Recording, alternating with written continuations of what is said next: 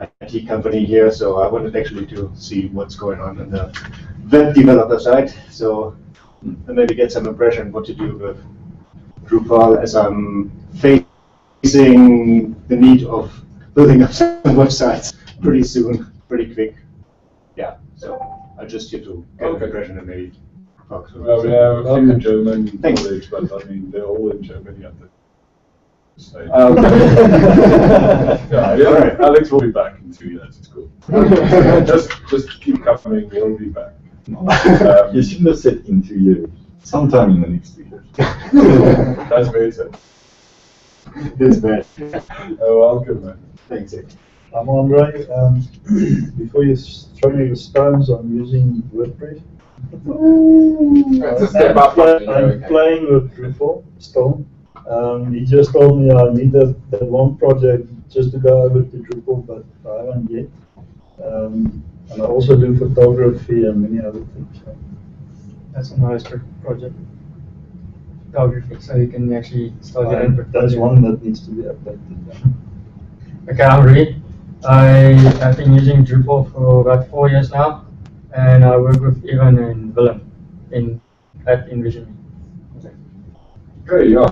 My name is Ivan. I'll be your humble host tonight. I've been using Drupal for close to 7 years. I actually came up with the original concept for Drupal, but then and it got more traction. I mean, I was working, like coding in the evenings, stuff like that. He actually made goals and stuff about Drupal. So at a stage it had more momentum, and if you can't beat them, join them. So now I'm an advocate for Drupal, even though I might be there. But yeah, that's my story. Yeah, I'm Willem. I mean, this guy. Yeah, I could be it. Yes. Well, I've been using Drupal for about 6 years, something like that. And I'm also working on the Envision Me project, so working with them. And you enjoy it more. Looks very exciting. I'm Nick. This year, together with Rod, we started Active Interactive. Don't have never touched Drupal, to be honest. But we just hope that we want to do like a full service kind of agency with especially development and learning Drupal and that. So yeah, let's see. I'm Rodney. We started in design before development. So we also have been developing WordPress before Drupal. It's a great framework. Yeah. Then since we made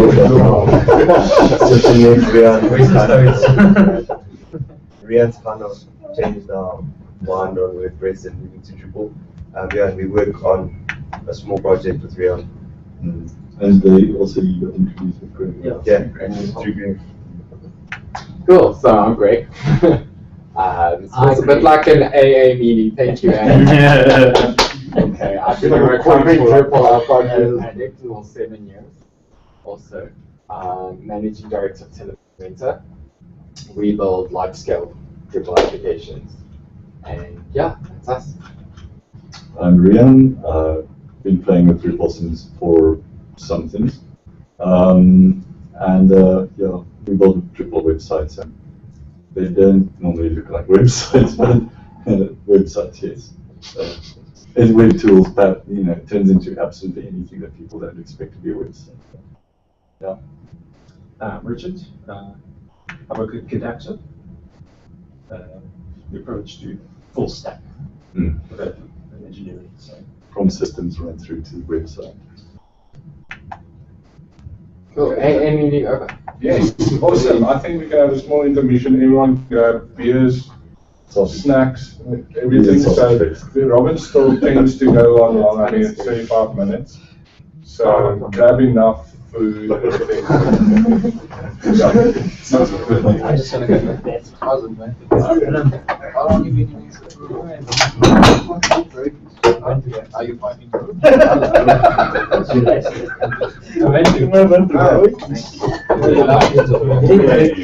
Okay. He gets the fun. They're the same words. The other Germans. Yeah, I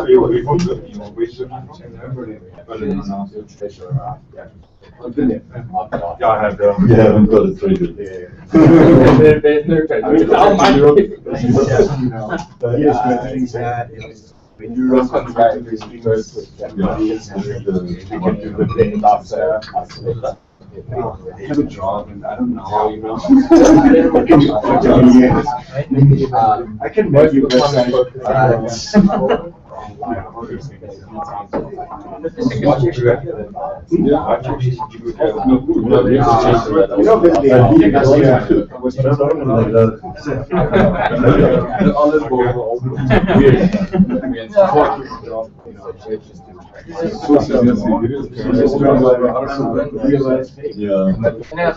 There's a lot of things that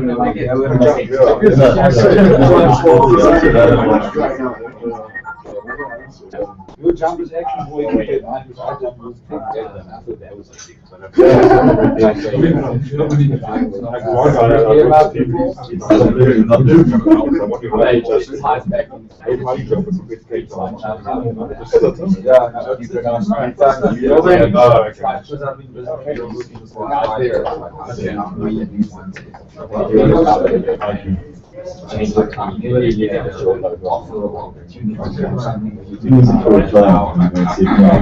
These are things that are going even that's better than put on this message. One color because of me from Cape Town. It's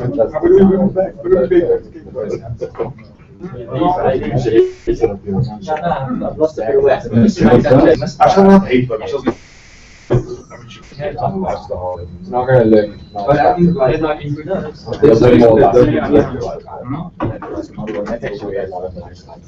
the start shows we're good, but they give you insight.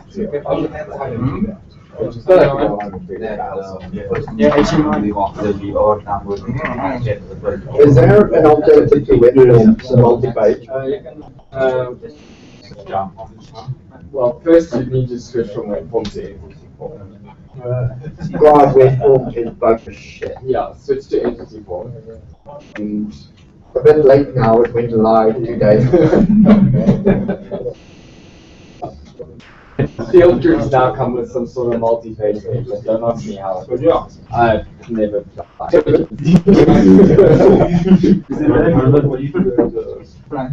Hey, Musa, how's I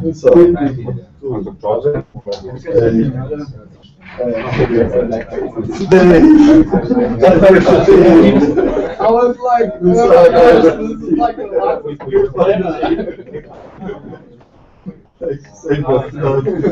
Everyone so embarrassing on the show. I gotta take more photos. Well, no one can make that. Those elements are awesome. Okay, yeah. Guys, Jeez, Adam, already too big for even a large ballroom. Another 2 people will have to use that auditorium. Yeah, yeah. Hey, wow, imagine us putting an auditorium on tonight. Well, think of the advantage. We're closer to Pretoria. We'll start attracting Pretoria guys. Oh wow, you did. Yes, do you think we could do that? Yeah. Microphones, more professional, more kind of like experience, more fun. That can come smart. so everyone grab beers, your snacks, That's really nice. Because I mean, even with this much, it will be a little bit small for the room, but it will work. So there are some classrooms. But then more control. Yeah, I have to go speak to someone, but I'm willing to do something. I know the guy who runs it. You're right, we will attract more. Open this one next time. Be open.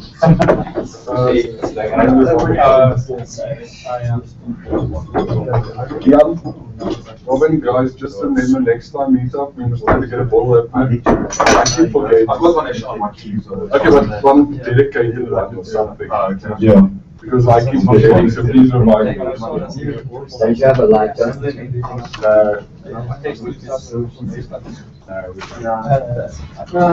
You learn one. Should stay.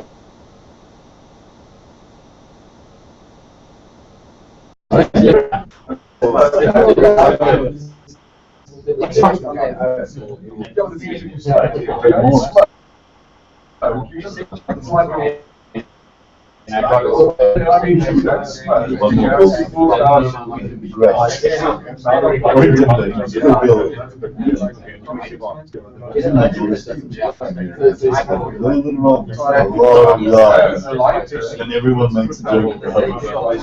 Meetings, yeah.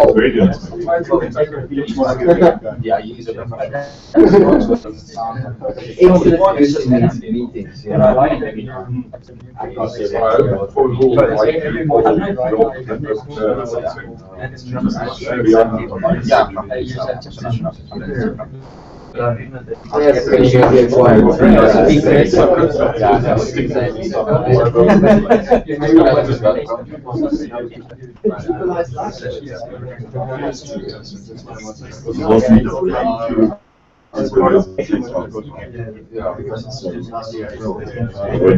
one is just yet. Lost on that night.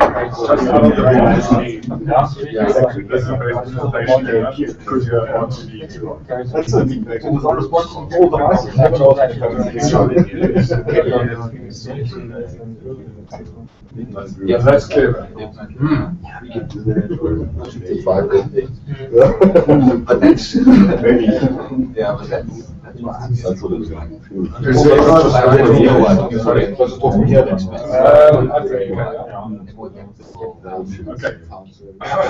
I have checked, I can't develop more CPUs. That's fair, I like that. Okay, you know, matching t-shirt presentation guy goes. Oh shit. Cool, yeah, today I'm just going to do a very brief and, not brief, but very basic introduction to Singularity. To sort of show you what it actually does and how it works. I think we're going to put up quite a lengthy presentation. It's all about 3 slides, including introduction and thank you. So the first slide is pretty much, the thing before I start is to sort of say what is actually Singularity. Singularity sort of is a grid framework. It's quite similar to sort of your foundations and your, when you develop this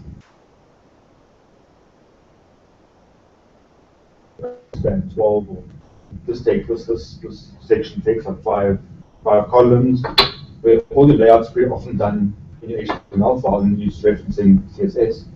When Singularity, you do all the layouts in CSS. You don't define. It's not sort of a framework where you say this is the width and in your SAS code, and then compile the whole layout in there. So it's quite a flexible way of getting started and quite quick to develop responses.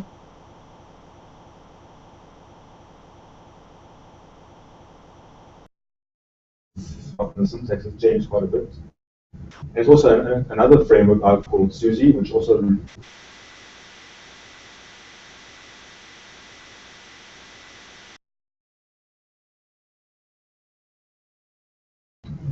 don't know if anyone else has. I think with Suzy too, I saw that they're promoting on the. It's going to gain a lot of traction. So I know the guys from Singularity and Suzy work closely together on Suzy 2, and then I think there was a few differences. And then they released version 1.2, which apparently is quite similar to what Suzy 2 is doing. There's a lot of similarities there. I don't know what the fundamental differences are between the two. I think it's really just syntax, but I think the functionality is quite similar. Now, to get up and running with Singularity, what you need SAS installed.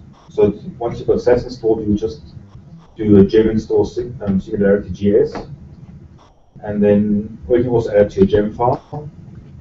And then to get up running, all you do is you add required Singularity GS to your config RB, and you also in your SAS file you actually import the Singularity GS. It's imported then.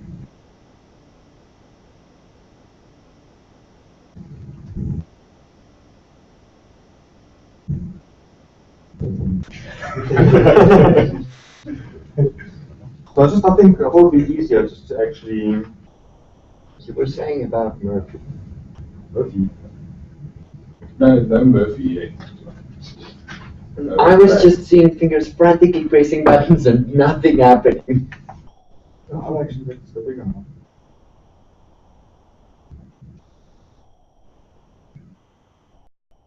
So pretty much what I've done initially is just create a basic HTML file, and all that really has is sort of a main navigation area on top. It's like a navigation block. It's got a sort of a main content block, some small blocks inside. I don't know if you can see the cursor. And then there's like two sidebar blocks. Now this is, I mean, I've done the actual SAS file. All I've done here is just given the container max width, and I just put some background colors. That's pretty much all I had at the moment. So to get Singularity working, I mean, I've put on my, like I said, I've put config RB in my I put that require Singularity, and then in your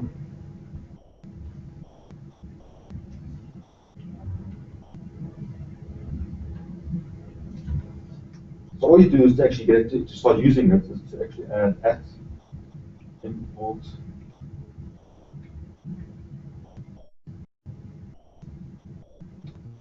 So that's obviously after you've installed it on your machine. So all you do is to actually start working with it is to put that command in. And then also what's quite different to the foundations, they all have defined grids and columns. So you're generally just a 12 column grid, I'm not mistaken, so correct. In Bootstrap, I think it's 12 column. Whereas in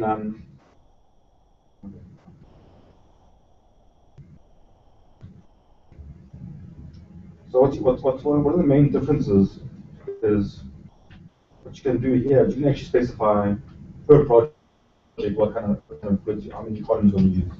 Because often what you do is you find that if you're working with other designers, you find that you get designs from someone and their grid structure or their grids are quite different to the standard ones, be it a 4-column grid or be it 6, whatever it is. What's nice about Singularity, you can sort of just say, okay, for example, you can just say I want 12 columns, and then you can also specify the gutter in between as a third of each column. But what you can also do as your grids, then you can also specify fixed grids. So you can say, if I want 3 grids, I can say one is maybe 30 pixels and 400 pixels and 50 pixels. So it actually creates three columns with either those specific widths. So you can actually be quite specific to the design that you're implementing. Is that a repeating grid? No, it's just three columns. Okay. One will be 30, one will be 400, one will be 50. Okay. So you can actually do it you can do any sort of variation. Can you make a repeating grid, or do you have to decide how many you want? Well, if it's a repeating, you just put I want 12 columns. And you can specify 120. You can, yeah, that's exactly what I was thinking. Yeah, that's what I'm thinking too. Because sorry?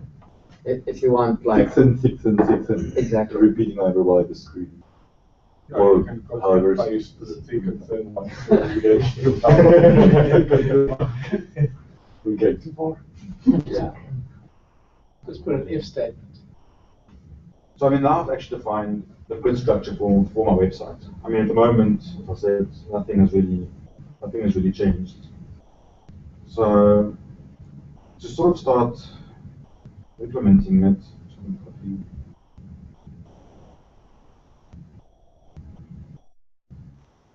Just to show you how it does it, it's to say, so for our main column, I want,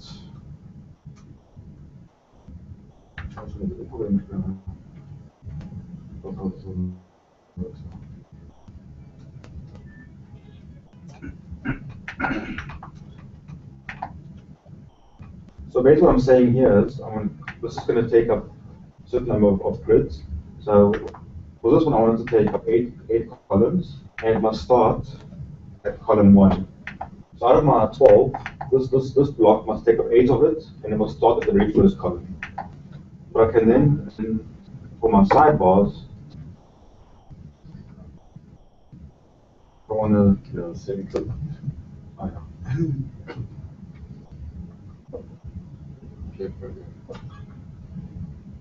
Now, for my sidebar left, I want to take up 2 columns, but now this one has to start after the main column. So if the main column takes up 8 columns, this one will have to start at column 9. So this one starts at column 9, and then the same for the last one. It will take up 8 columns, but now this one must come up next to my left sidebar. So if it takes up 2 columns, so this one must start at column 11. Specifying how many columns it'll take up, and at which point it must actually start. So if I refresh, you can quickly see that this is now my main column here. It's 8 main block, which takes up 8 columns, and my 2 left sidebars have actually moved up right next door. So I mean, you can see one can actually quite quickly, if I want, for example, this one to be the first on the left, and this one to be after that. I don't know, my live refresh isn't working. Do you not need to compile? What compiles it? I'm just using God. No, just God, yeah. Well, you can see I've got a bit of a mistake here because I haven't actually updated this block here. Well, this one should actually start at 11. And you can see quite quick, quite simply actually. I mean, it's quite fast to do. Now, I mean, this is at the moment is still sort of quite a fixed layout. So I think what one way for us is if I just remove all this. Control-Shift-K. Yeah. So what I've done here is I've defined just a couple of sort of breaks. Okay, one other thing one needs to add then, to do sort of responsive websites with Singularity, to import another module which is to download as well, which is called Breakpoint. So all you do is do gem install Breakpoint, and then again just import it into your SAS code, and then one doesn't have to define. I mean, one can quite simply do something like, before I do that, is to say,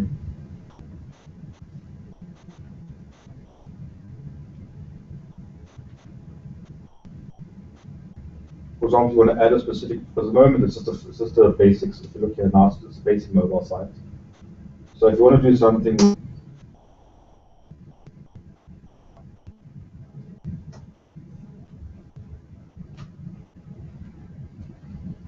say at, just as an example, 400 pixels, and actually I shouldn't have used that.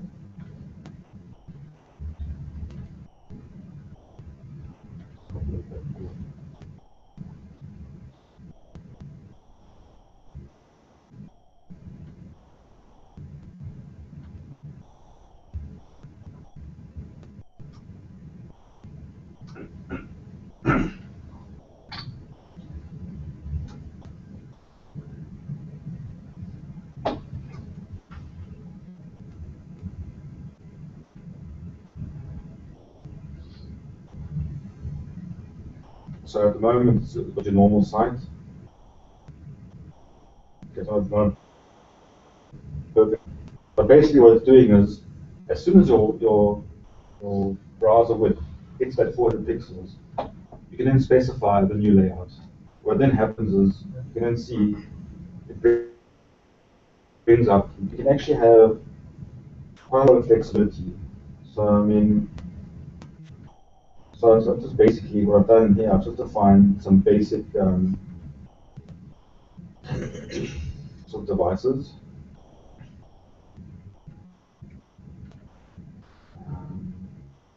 Just going to copy across to make it quicker.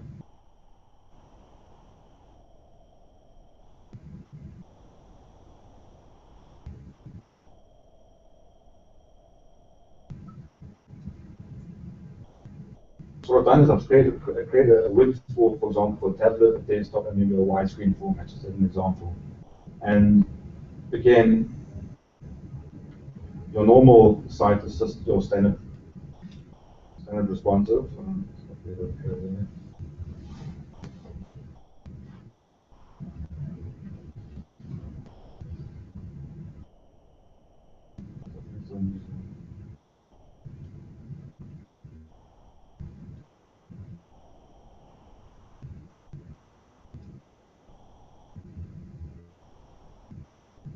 So it's just your basic, or your mobile first website. And as you start going wider, what you can see what happens here is what I've done is I've specified from the tablet that the two sidebars must go next to each other. They don't go to the side of the content, and the content to the width. They must just become a two-column because now I've got a bit more real estate. So you can see as soon as I go a little bit wider, I've got the main content area still taking up the full. My two sidebars are nicely next to each other. And if I go even wider, then the two sidebars move up next to the main content. So you can see it's actually very quick. It's quite easy to define sort of certain widths and then to have certain responses that happen to that. Yeah, so that's sort of what I wanted to show was a sort of basic introduction to just a similarity framework. I mean, how quick it to actually get up and running to the responsive side. I mean, it's quite, you can see it's quite fast. I mean, and it's also extremely flexible. You can quickly, on different devices or different screen resolutions, you can even move content around. So that's, yeah, so that's sort of what I actually wanted to show today. This is my first introduction. What's the difference between this and SendGrid? They look like they work in exactly the same idea. All the grid systems are very similar. What makes Singularity and SUSE nice is that they can very easily adapt to address all the other grid systems. So you can do a 960 grid in this, like that. So there's a lot of like conventional grid systems. And Zen is really nice. Zen is also very flexible, but I would say between this and Zen, this and SUSE, those are the nice ones. And I think SUSE is going to, just because it's going to be being promoted on the Compass page. Okay. I just see that it's trends on Google is also going like that. So. Should be easy to adapt your code for any of the others. From this to SUSE, the same thing. What's nice about this is that the grid, you do it all in the CSS. You don't do it in changing your HTML source code. That's why I love SendGrid. Yeah, exactly. These three are all like that. It's not bootstrap. You can't like go and break Drupal to make it do what you want. Dash large. Yeah. And they also often do like large 6, medium 2, small, and then it's. Yeah, this is awesome if you don't have variable layouts, stuff that changes a lot. If you have one sort of fixed layout for your entire site, you sort it. Otherwise, you'll start duplicating all your CSS just to accommodate other pages' content. They back mixing with variables. No, but still, that's the point. Well, what you put here is not the CSS that's generated, right? Because a small change on this generates this amount of CSS. Yeah. So keep that in mind. Like start loading. If you don't, or start with variable layouts on different pages. So I ended up making that mistake. I wrote a mixin that designs the whole style of the whole thing. And then I just keep on applying it everywhere. And 5 megabytes of CSS. You can see that's what it actually generates. That's all the math to it. Does your percentages and does your positioning. I mean, changing the benefit is changing it. If the generated CSS. Here, That's it. No, it's not. This isn't bad. This is nice. This isn't what we had. This is not like CSS. Well, I can imagine it's something very complex and stop using what you can for generate a lot of code. Yeah, there's one of those stuff, if you don't think about it from the get-go, Yeah. you can use things later on. But I mean, for mobile sites, basic responsive sites, brochure sites, all those brilliant. I mean, go with this by all means. I love it. So, everybody's built is a bit different, won't fit exactly. But I like the idea. Yeah, so I think what I was going to do in my next talk in another meetup is to actually show how I want to actually incorporate onto a Drupal installation itself. Because it's sort of the action of what it can do. What I can do is I can also put up some links of some nice resources to learn more about it. And that's some nice tutorials. One is on Suzy 2. That's all now. Just go to YouTube, look for Level Up Tips tutorial. TUTS. But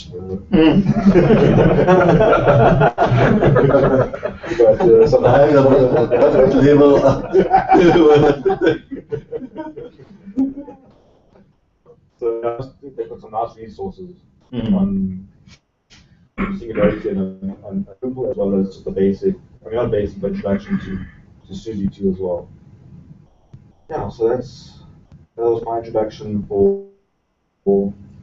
Thanks, Robin. Any other questions? Happiness. Okay, small intermission, snack break, and then we're going to hand it over to Rian. We're going to tie it up with the unconference at the end, which is awesome. Okay. Thanks, guys. Let's break.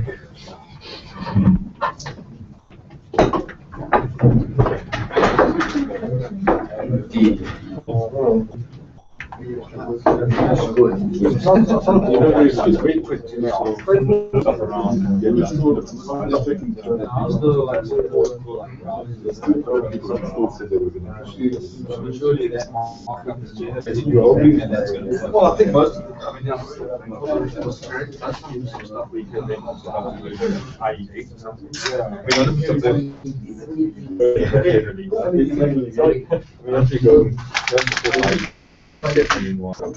your side, it says no support. Or 7. Yeah. I would say at least you drop I 8 now. So it's at least that's all.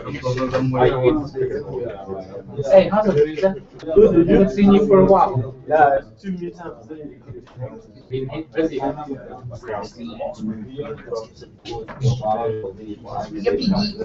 it's like so. I was like,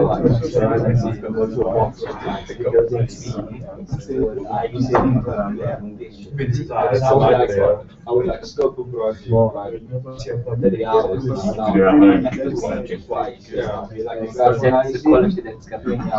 Yeah, I think it's safety. It's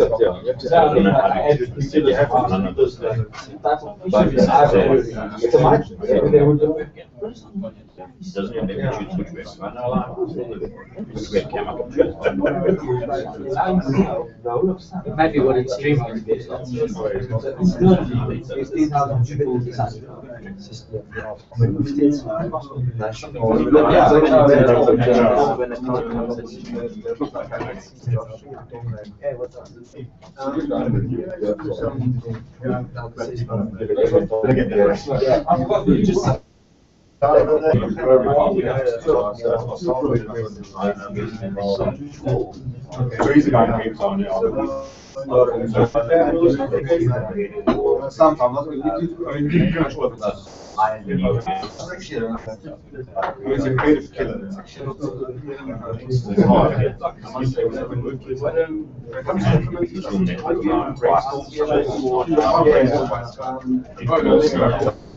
If you work at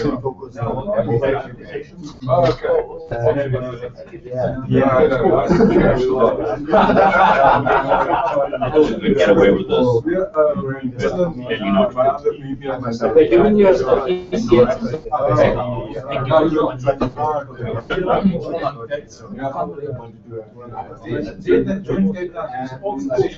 How do you look that up?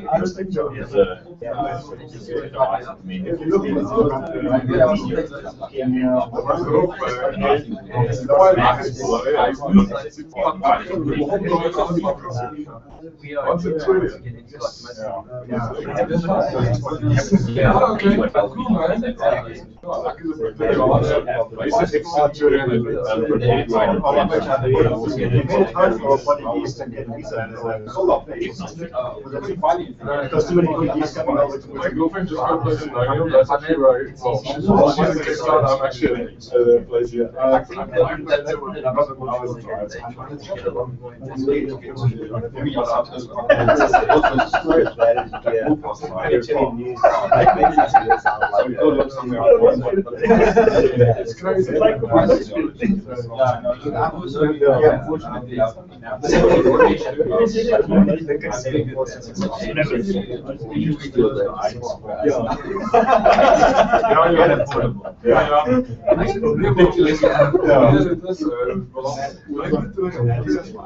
Don't listen to anything he says. Okay? Why?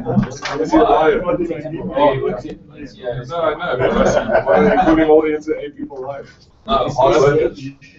No, you're lying.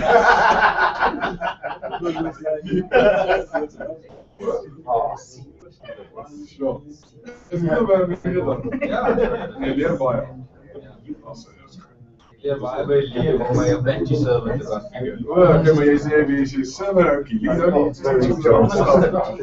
Yeah, that's in the down window. Yeah,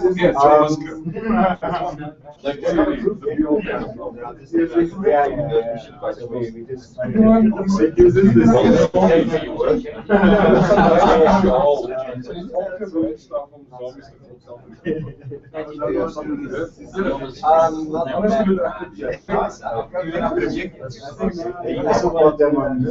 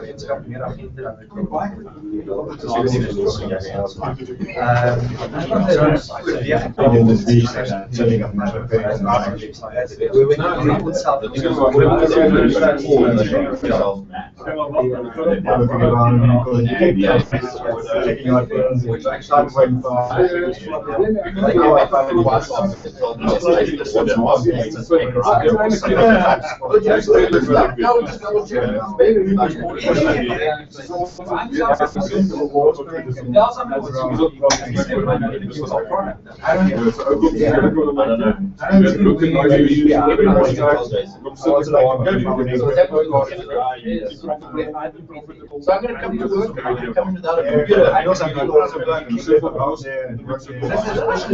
Gold press.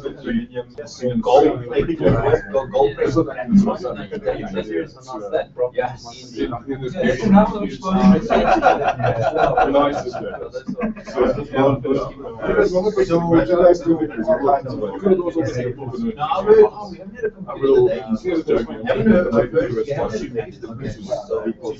The first year you're working in a company, you can buy and get your computer. A friend of mine runs a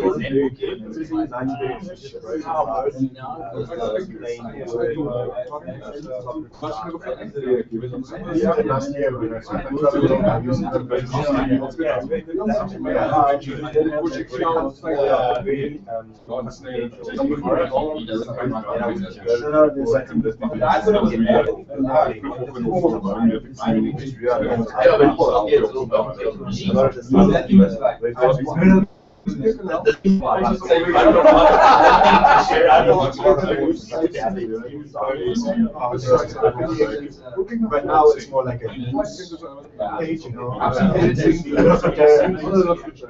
But basically, what you need to put a page in kind of log in. But as soon as you handle the user data, you know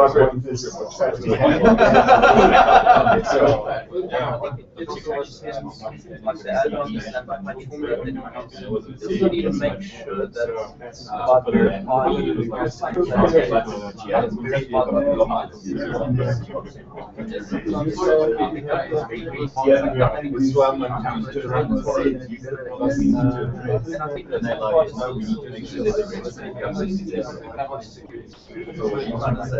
yeah, that's what I was told. So, you know, if you use the wrong account, there's like a or something.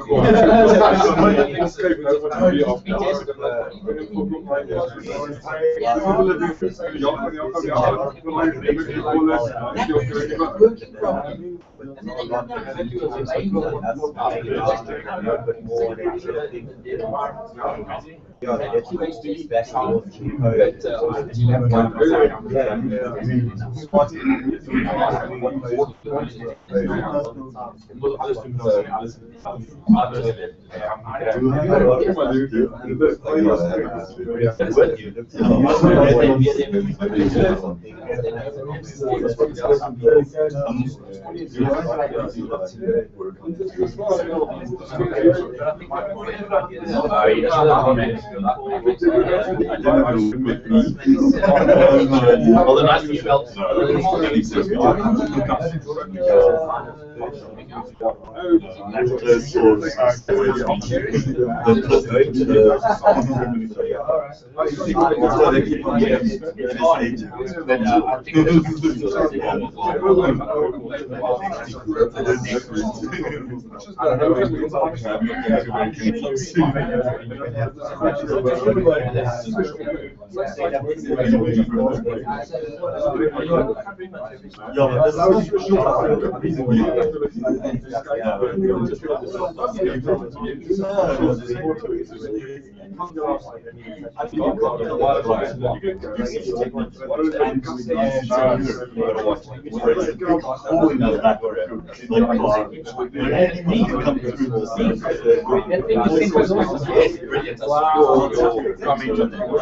It was spectacular, man.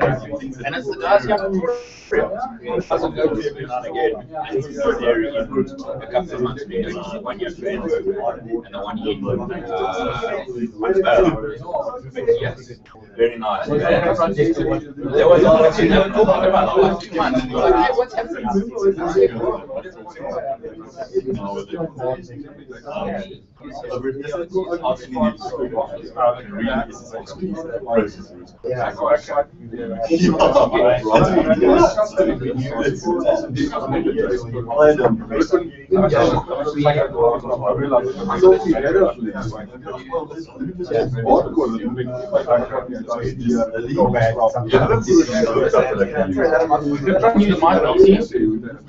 appreciate it.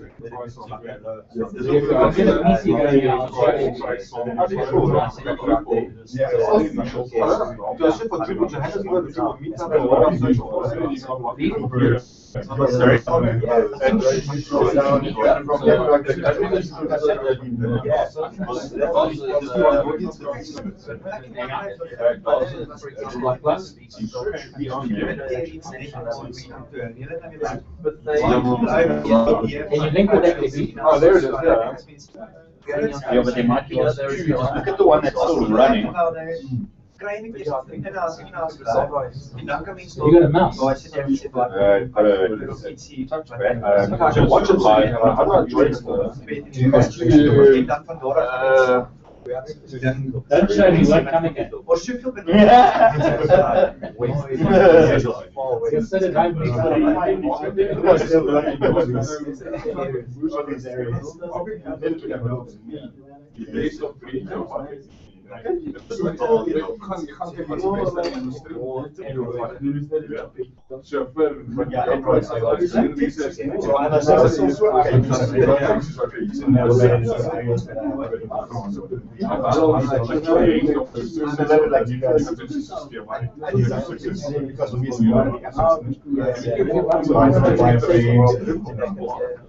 You guys do a good job in the showcases. Based on Drupal, Did you say you didn't have battery power or something? I was going to plug it in anyway. I was going to Because it'll be easier to do something there than trying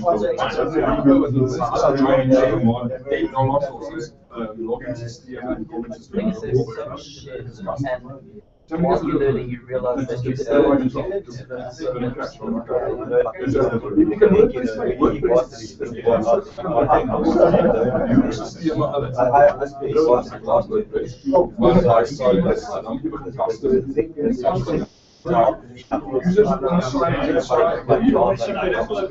This computer's a little bit slow, so I've got to figure out small as well. This is what I can live with. You get an A plus user.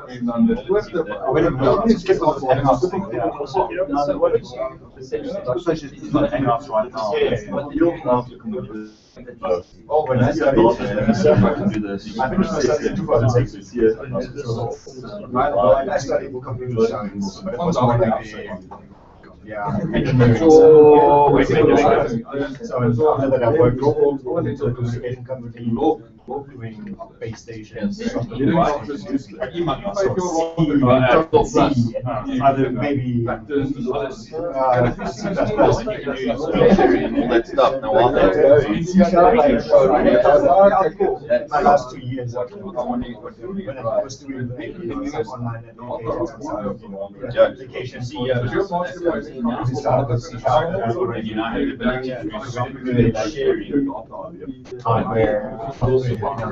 There's speed sharing possible now. So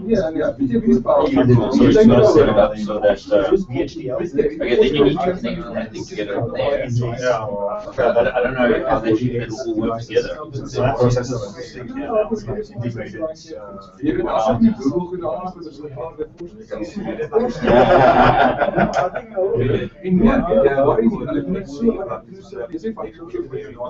Cool. So for you. I haven't yet tried out how to fix the quality yet, but I don't want to stop the meeting while it's running.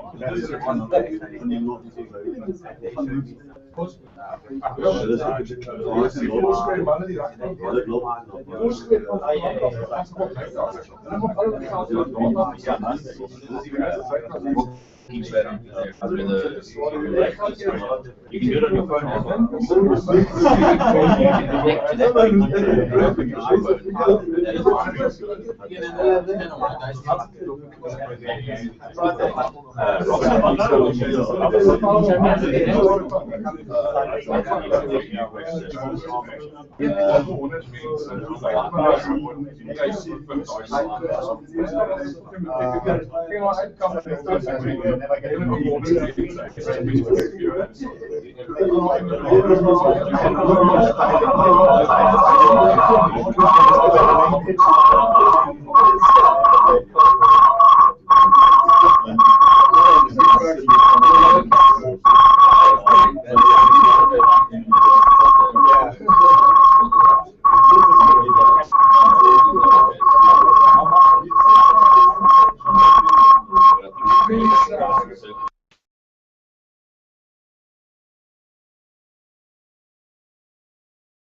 Good.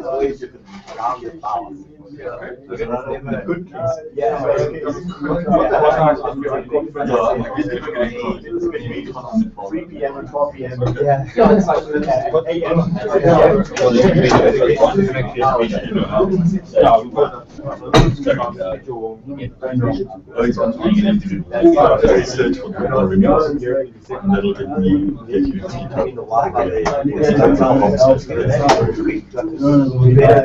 Looks awesome pixelated. Does it record in that? Even the game?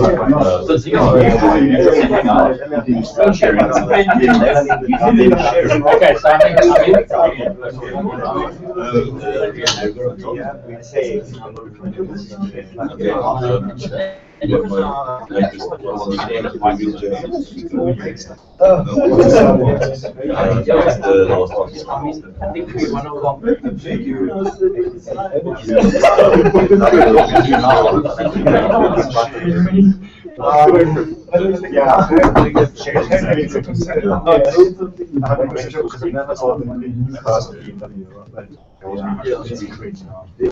Foolish.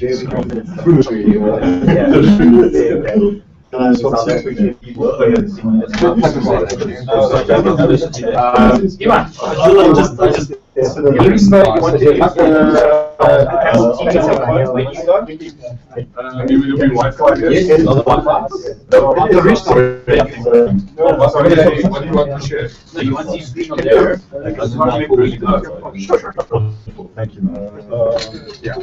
Usually it's when you do something like your own stuff. It's like a square bracket and white. So you go. Thank you very much. No problem.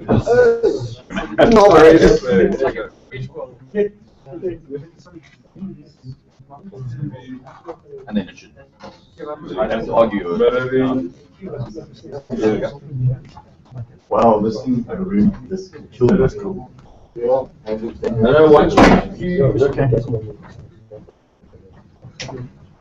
Only touch the plastic.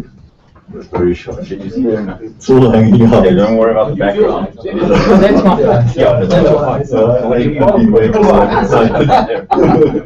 open up a map. These people eat Yep, it'll open up that background. Yeah. The only problem is, do you look at your phone or do you look at the screen? Right.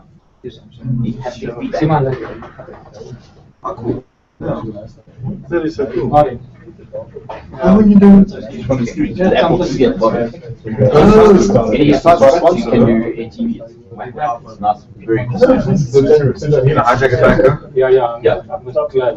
And your son's responsive. Yeah, this work. Yeah, my site's not responsive, but that's because I use a small VPS. I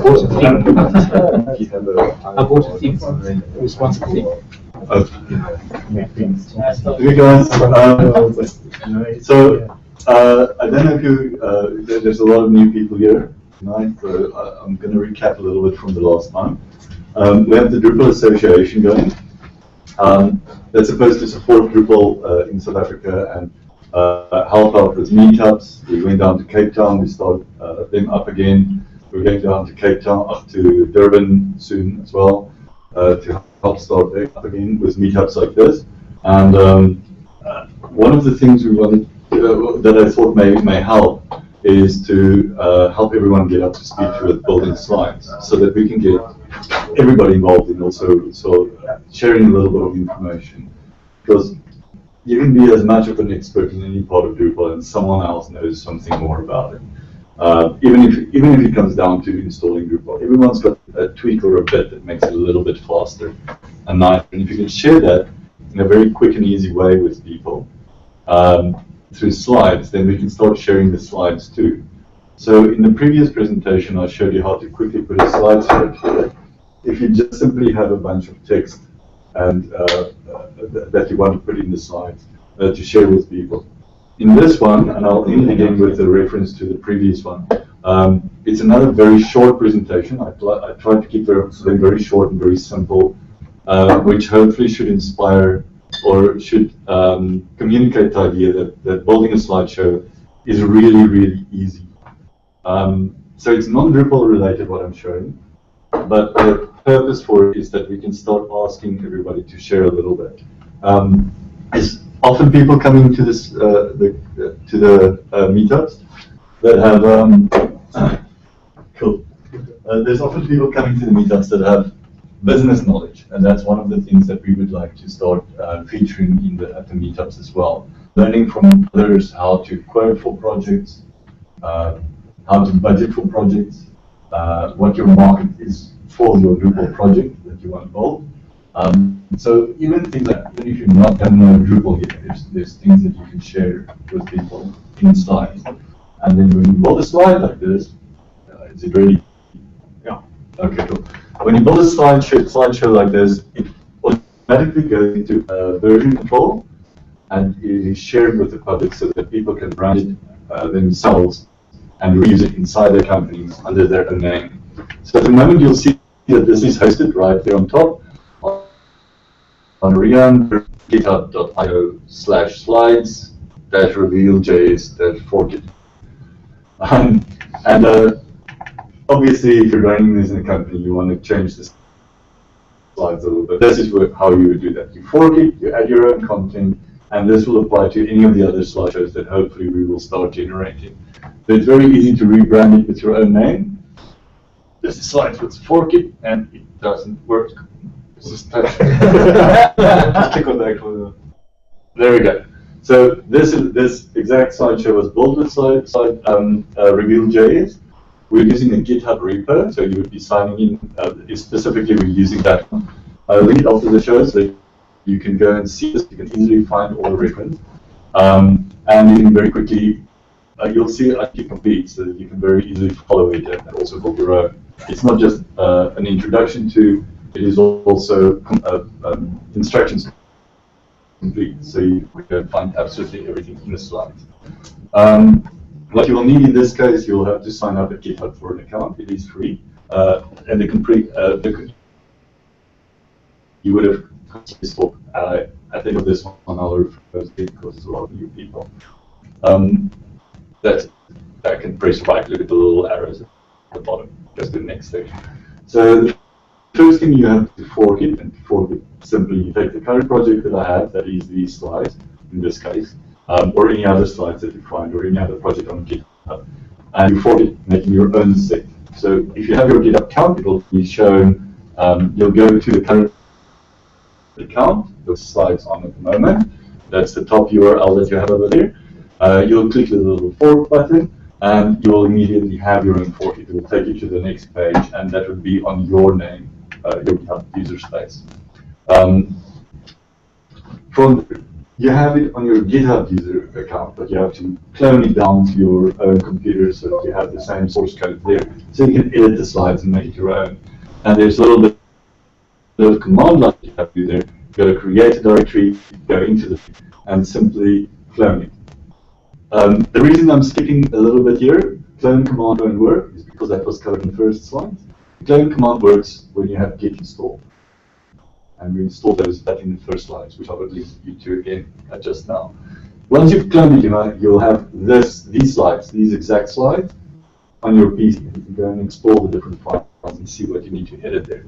How you would edit them is also covered in the first slide too. It's very simple stuff. You edit text file, it live loads in browser, and your slides just update live like that. And then towards the end of that, when you're done, you would first, before you can update your own set, because you've copied mine, you would have. So you edit what's called the runcom file, the yellow runcom file.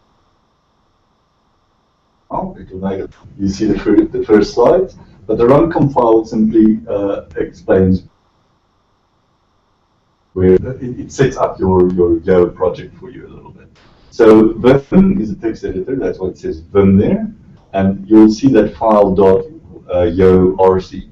RC is a runcom file. You edit that, and you just change my name to your name. And then from there, the next line that you can run on the command line is grunt deploy. That will take your slides as you have edited, and you can keep on running that every time you make a change, and deploy it onto the web. So like now you saw I just used someone else's, thank you Robin, PC, to present because the slides are online. It's shared with everyone and everyone else can use it all the time, presented live like this. So you don't have to go host your own thing. It's part of this, also covered in the first slideshow. So it's posted live. It takes 10 minutes or so to upload. For the slide presentations, I didn't cover it yet. I'm trying to keep these things very, very short and concise. So it's not, your attention don't wander if it's not your interest. And I think it helps to keep its slides short, interesting, and then to keep them complete. So most of us go, well, this is interesting, but I'm kind of passing out from the beer a bit. So I like it. I'll go and click the link when I can pay attention and everyone's asleep. I try and keep everything in here. So all the steps are in here, and you'll see from the first slideshow, it shows how to install everything you need and then proceed. What's nice is when you present, sometimes things go wrong. We've had Node.js presentations here that people had to debug for 20 minutes while we're all looking. With slides, it's a little bit more work to put it together. You have to plan for it. But when you edit live, it does save that bit of time. When you try and edit a text file live, you want to present it in the slide, you've got to go circle it, you've got to go screen cap it. So putting it together is one person's extra hour, but it saves everyone else 20 minutes, and it makes something complete that someone else can go and use again. So trying to keep slides complete is a really nice thing. Then of course, once there's a bunch of slides shows up, we can go and fork them. People can fork and share them. You can go and share it at local meetups. Yes, we only have the Joburg one here now, but we may have a south of Joburg one coming up. Victorian, so many people here from Victoria all the time. And there's a lot of people that want to be here that I know, for example, tonight didn't make it plan to be here. There's a community there, so we can go there. If you want to travel with us to the Cape Townian once a month one and the Durban once a month one, we're going down to Cape Town in August, and three of us to Durban so far in September. So if you want to travel, if you have a really good slideshow, DASA may even sponsor the travel costs for you. We are obviously still building some funds and we're discussing it, but a good slideshow, traveling slideshow would be a great idea. And then of course you can use it for your staff. Rebrand it, put your company logo on it. No, it's open source, it's free, so you can do that. And friends to share these things with. So if for example, Robin's Singularity show was on here, very easy, you clone it and you train all your staff Singularity, bam, they know how to use it. So you got to create something. It's important to create stuff so that the rest of us can share it. And when you're leaving the country, if you've got a better job in America or in Germany, then the rest continue using your slides and sharing it with the next batch of people that come here. Also, sometimes we can't all travel. I mean, we're not that well funded as DASA, so the Drupal Association can't sponsor all us to get to do it. But it would be nice to be able to share it with them so that if they really have a need. I know, for example, Cape Town has a great need for using Git in the enterprise. The companies there suffer, they say it takes too much of their time. They need someone to present it in a good way. If we had a great slideshow or a set of slides, that would be wonderful for them to just simply rebrand and take it down. Of course, if you can imagine, a lot of the Drupal companies advertise for jobs here, and you guys have seen people apply for jobs. It's difficult to decide whether this person's going to make it in. But if they have a bunch of slides out there related to Drupal, if you're interested in still learning in Drupal, really just do a couple of slides. Share what you do know, because other people don't necessarily know. Look at this slide. There's nothing super technical about the slide sheet. It's just how to make slides. Really, if you want to tie it into absolutely anything, bring it along, make some slides. If you can put that on your as part of your job application, that's a great thing to distinguish you with. Then I already covered the idea of going to the Drupal Meetup, so to share it there. We also have Drupal Meet Up. in currently, it's not a set date, but we're looking at March next year when everyone's nice and back from varsities and business is working again after April's holidays. We're going to do this regularly. So, sorry, yes? April's just for March is Oh, before okay. He's planning for last year. Only the beer talking. It's the beer talking. It can't be because it's in Git. It can't even cheat anymore. It's version 12. Get playing beer. Yes, beer than Git. I'll add checking. Okay, yes, but still, business would be in swing again by March, and the students will be back at work. So it's a good time to plan it for. We could do it after April. That's That'll be the first one. We've had before. We've never gotten to the point where we can repeat it easily. We want to build something very strong, repeatable, well attended, and very open and community driven. I'm also, I don't think I've mentioned it yet, but I like the idea of trying a 6-month Cape Town Joburg, or Durban Joburg, depending on how the communities form, so that we don't just center it up. But I mean, it's an open discussion. You're welcome to join at the DASA meetings. It's open as well, where we really need more volunteers for administrative work. We've all volunteered 1 hour a month, and we're all working like a week a month. No, maybe a day a month already. So, How many days? how many? Days. The Drupal camp. It'll be a 1-day thing. Yeah. It'll start one day. Our mission for the Drupal Association is to have a Drupal con. Yes, it's not a con, it's real. I had one of those here. And recently we've also seen some interest. People at the current Drupal cons talking about doing one in Cape Town, which is a really good reason to do our camps in both places, so that when we're ready for it, internationally Cape Town is the better place to focus a Drupal con on in South Africa. So we do have that plan, but before we can get there, we've got to get people to use slides in more, people to get used to talking with microphones in their hands, at a whole bunch of people, and to prepare their slideshows better. It's very difficult to do the same slide share to people that have already heard it. Or this is difficult because I know half the people know how, and the other half don't. But you got to still speak as if it's a great new thing. Being used to that is, we've got to get more people to do that, so that our Drupal con, when it does happen, impresses the world. I think great if we can do that. So it does all work up towards that. I was thinking that to try and we can put together maybe a Saturday or a Sunday workshop if you guys are interested. If you're already your brains are going on about system setups and like 1,000 JavaScript activities and what you can talk about, you like to share with people. If we're starting to think that, we can put together a workshop on a Saturday and make sure that everyone brings a topic, and we turn that into a 10-minute slideshow for everyone. So we all work together to make sure that everyone leaves there with a slideshow. We then bring this to Yvonne, the host of this event, and say, this is our topics. Can we start scheduling these? I went a bit over 10 minutes, I'm sure. But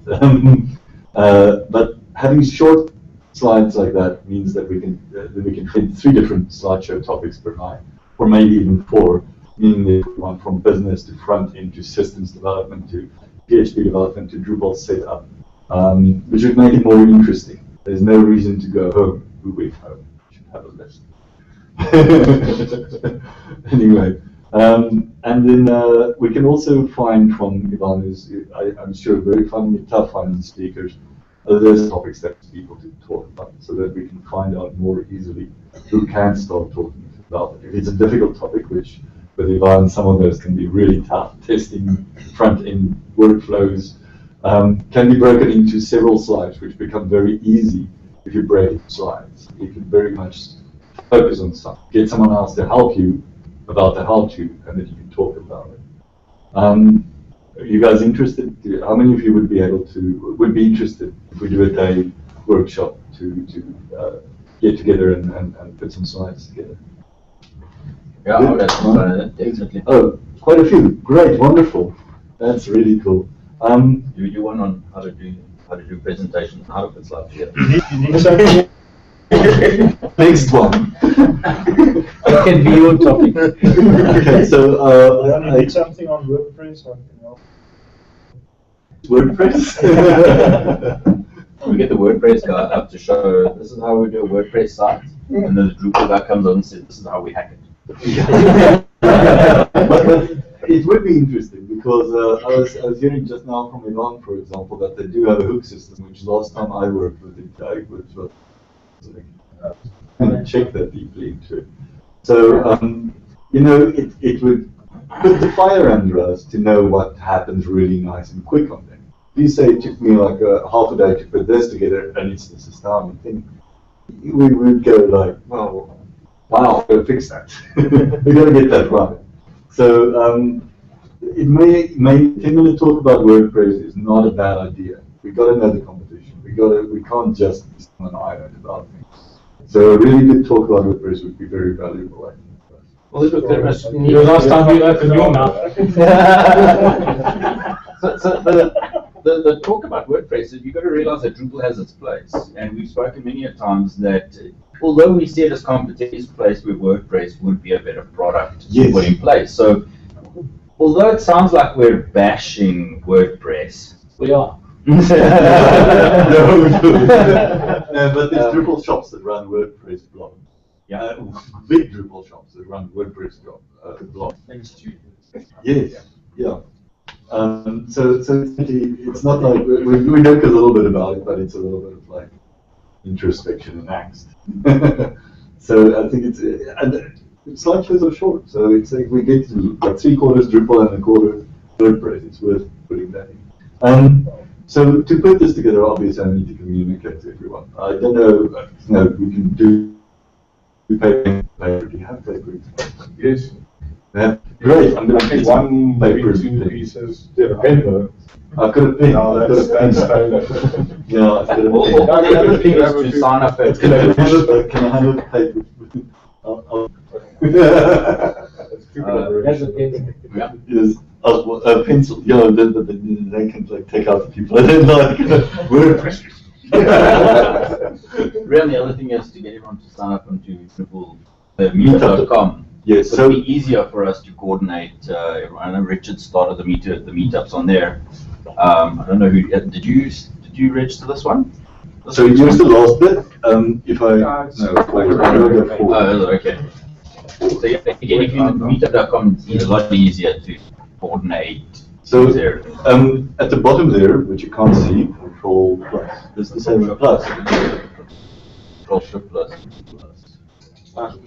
plus.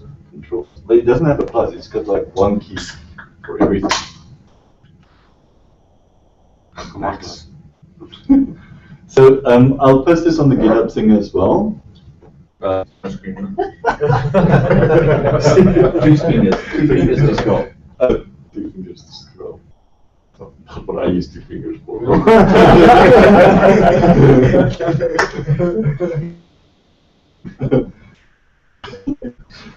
But I will put this on the meetup.com page too. Please sign up for meetup.com. Pen and paper. Who's interested? Should we send it around? Meetup.com. It's going to do slides. Yeah, but then I can at least. I'm on Meetup.com. I'm not going to be able to communicate. Cool. Let's put your email address. Email or telephone. I'll phone you if you need. But yes, then I'll put a nice Sunday together or a Saturday, which anyone prefer one or the other. It's not a biggie, right? And then I'll make sure there's some catering. We'll get together and make sure that everyone bring top. We'll put a 10-minute slideshow together and we'll send all the topics to Ivan. Unless you want me to help you schedule it. Perfect. Wonderful. Another chat I think we were talking about as well is what are people looking for in chats? I mean, it's no good we all want to present something or stuff. I mean, but if nobody wants to listen to your presentation about how cool Drupal is, you should get a beam system. So if there's like 10 people who beat you, then you hear noise and then you're off the. Sounds like idols. Yeah.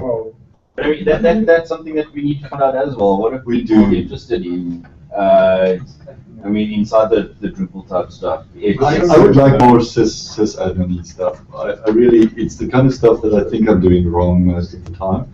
And I try and do better all the time, but I don't know. Drush RC files, what's the magic you put in? What's Drush? Yes. But that would be some helpful things there. Maybe put on meetup.com, use it as a forum, post stuff you would want. But I think we should also maybe actively ask, right? Because people tend not to go post stuff they want to know. I don't know. I don't know what the best forum is to get that information from anybody. I mean, I know we've got Unconference. Yeah, let's do that. Say what you want to know. The problem with the unconferencing though is nobody ends up recording that information, especially by the time the six-pack is finished. Nobody can remember what they wanted to hear about. Or what they said they wanted to tell us about. I think if you recruit new people in the best place, I find someone in Cape Town could talk about it. Actually, Or you might find probably as many different forums as possible. Groups. Twitter. The problem is trying to collate that all together. I mean, right now, you can sit everywhere and look at all of that. That's a little bit, that's my concern, is like everyone, it's like going into the IRC chat rooms and asking, and nobody listens to it, anything says. It's like I'm speaking Afrikaans in an English channel or something. So, I don't know where the best place is, but that is key. Maybe you start with something, you know, I mean, it's better than having nothing, so. The closest you will see. Hangouts, do it in the Hangouts. You now got it on the Hangouts. The data. Maybe just now, before we do unconference, we go through one round and I'll quickly do name and what you want to hear. And I'll post that online. And that shows a lot of participation. That will be a very quick one. My phone became style. Yeah. If we run out of beer, that'll become tiresome. Can I ask you a question to this review days? I basically find myself in making a lot of presentations. Not that much technical, a lot of graphics. Oh yes, you know, telling stories. What I used was just as plain text to presentation, but you can style it completely. Make HTML slides, screen and stuff. Okay. So you can style it wonderfully. I thought it was graphs and that sort of stuff. and graphs the whole lot. You can put JavaScript on there so that it's not even an image graph. It's a live generator. So I thought when he was starting, I'm like, oh shit, I hope this isn't Reveal.js, otherwise like my stuff's gonna look like crap. Because I thought maybe that slide was already developed. So you'll find there's some really awesome Reveal.js slides. Color changes in all JavaScript and all that. So there are already some templates, or as you say, you use them. Well, there's examples, but I wouldn't call them templates. Yeah. Cheap, but it's time-consuming making your own. So I would suggest making a company-like one. I want to make a Drupal association one, for example, but I want to make that a slideshow. How to make a customized slideshow that looks like Drupal association one, because we've got great CI. But you find, I mean, what's sometimes better though? I mean, is a screencast more message across or a slideshow? I don't know, I always wonder. Even a video screencast, Yeah, I can pause. Yeah. I suppose we can pause it, but then the other thing with Reveal.js, when you start going into big and you want to talk, you tend not to look at your slides when you talk. You have slide notes that you see that the other guy don't see. And Reveal.js supports that through it, so if you set it from Node.js, so that you see different things. Also, while you talk, everyone else can log in and their slides can follow this. If you press forward, everyone's laptop goes forward. Wow, that's So it's really slideshows are more high level things. One's a screencast. It's like it's a focus. Yeah. But you can also include a video inside the slide, so that you can get to slides which is a video. You can Which is where you host on YouTube or something. And one very important thing for me is, does that work somehow offline? Yes. What happens if the connection cuts? What if? So for the DrupalCon, we can't be running everything online. Yeah. We got to run it offline because everyone's going to be on Wi-Fi. There's going to be no internet. You can load it beforehand. Yes, we load all the slides for the presentation for DrupalCamp. We load onto a presentation PC, and you can still use your own. But if there's no internet, you can just load it straight up there. So it works very, very well offline. Yeah, because I kept using Prezi. I don't know whether they got Prezi. Okay. It's pretty neat, pretty nice. We have a canvas moving around. Yeah, exactly. So they have a lot of things. It's all about zooming, you know, going out. Yeah, you can. Oh, that's pretty. If you like, yeah. There's actually a source library that can do that. Oh, it's insane the amount of work to actually. I've seen some really what's like motion sickness. Flying around. I mean, a roller coaster. I think my next strategy is to use the new one we saw called Robin. Those are really good, man. Thanks, man. R2D2.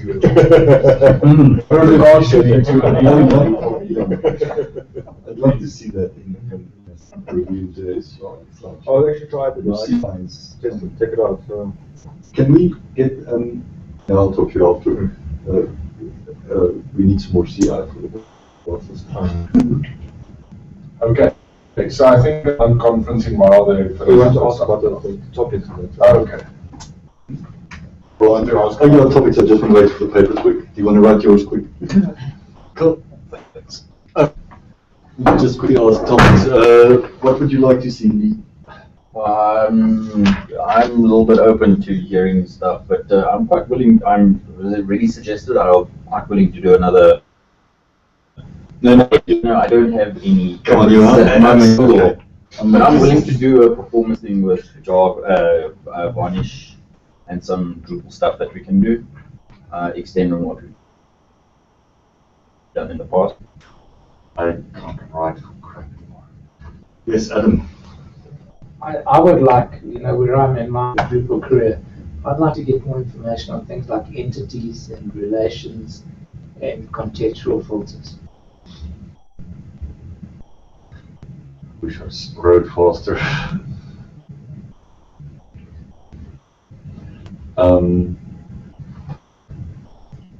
I said sysadmin. What should we call it? Like, do you do Drush RC magic? No, Drush. You're a Drush.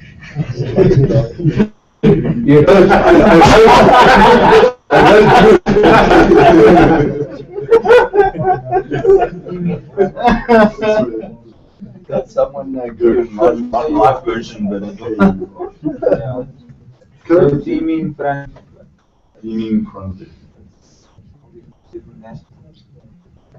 Run. One is sort of the workflow, like what's in staging, live, and then how to actually manage changes in that. Oh yeah. That is always, because that's one of those where everyone does it a little bit differently, and we're going to learn a lot from each other. Well, I think. Sorry, I forgot your name. Louis. Louis. Obviously, what you guys are discussing is really technical. Cost of Can some guys come show what they've done on show and tell. See what the capabilities are. Okay, yes, I can start seeing you show and tell again, keeping that for a while. The cost surrounding certain aspects of Drupal. Cost, time cost. Time cost. Yeah, like more business side of it. Yeah. Sorry, I forgot your name again. Rudolph.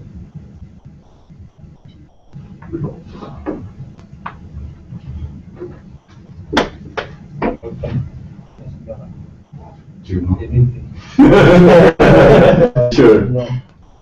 Nothing specific. Next. What would you like to know more of? Again. I can do some of that.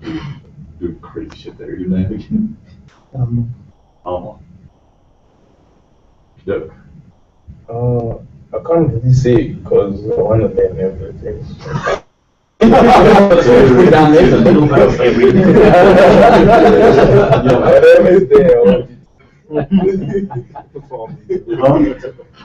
When I start. Yeah, I love that. Half a page. You would have learned something. I'm getting like more. How to avoid scorpions. How do you get commit to Scorpion out of your tech? You refreshed my mind from the last time when I made some such buttons, you know. Jason. Bootstrap and in Bootstrap into Drupal because you don't need size for Bootstrap. Yeah. We actually didn't talk Last week, last week. I wasn't here, sorry. Okay, No, we can keep those. We know the slides for you, so we Yeah, can. well, that's again a big thing. We must try and get the slides online, and if they're in, it's really easy then to get it up there and keep it there. Yes, I forgot your name. Jose. It's my personal name for you. Okay, look, Ivan, then scorpions. Keep it Scorpion out of 10. scalable architectures, multi-tier infrastructures to like Quantum physics. When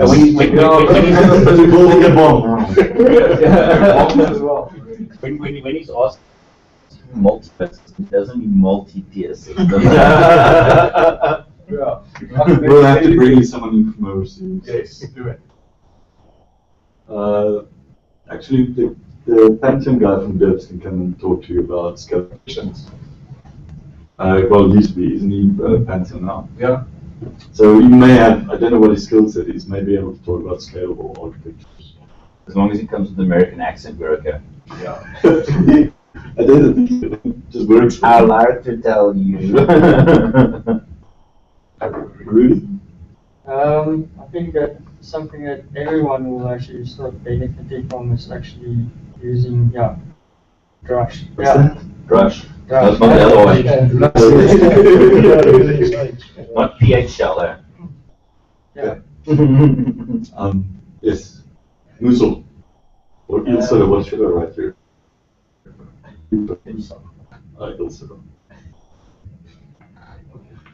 I like it because it's your name. I think I would do more testing.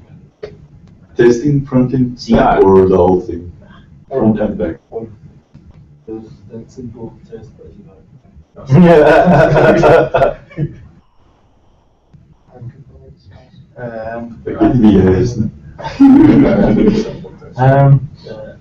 Maybe we can look at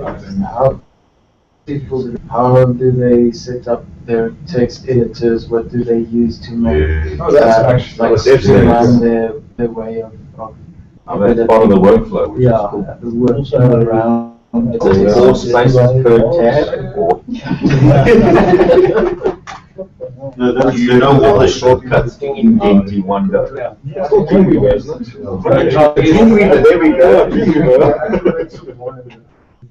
Nicholas? Pretty much everything. For me personally, it's basics. So how do you use GIMP with Drupal?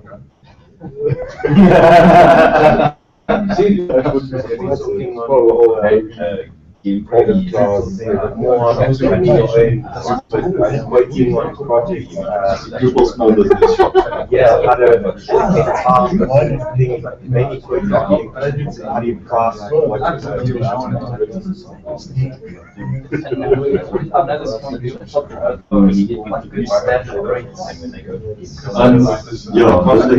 costing and pricing. It's gonna take a lot of time to figure out what you charge someone, they don't even know what it's worth. You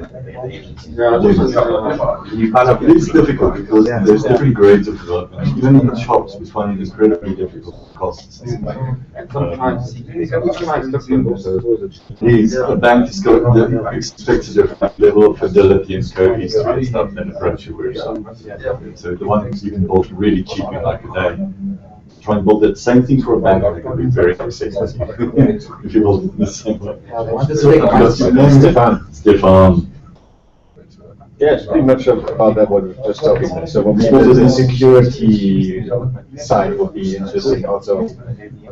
Yeah, I mean, if you work with confident data, if you payment data, what are the things that you have to take care? Are you looking more for like a penetration testing? You're looking like security overview? You're looking at compliance? For me, it's a bit more like the overview because I'm not the developer probably. I'm the one who runs the business and who has to make the decision, can use that or not, is it safe enough or not, so I I'm a need bit to. paranoid now, so I would never put something like a closed source like just anywhere just. But he's more technical, I can say. These are my paranoias and say you're not. Yeah.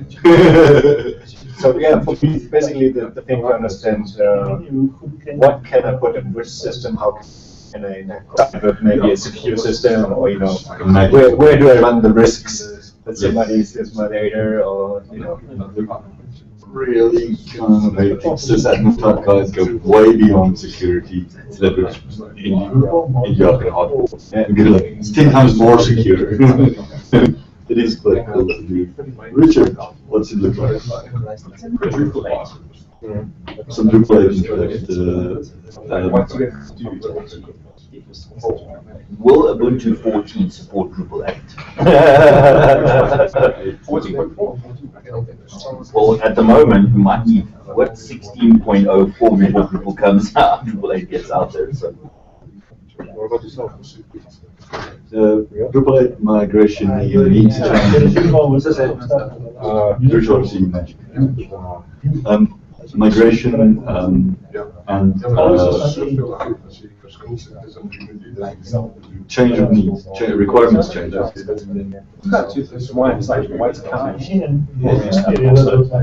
What's changing? What would be interesting is how to do a deployment with that. How much more do you need to install? How much longer does it take? Because interestingly enough, like the big thing now, the whole Selenium and Composer and all that stuff.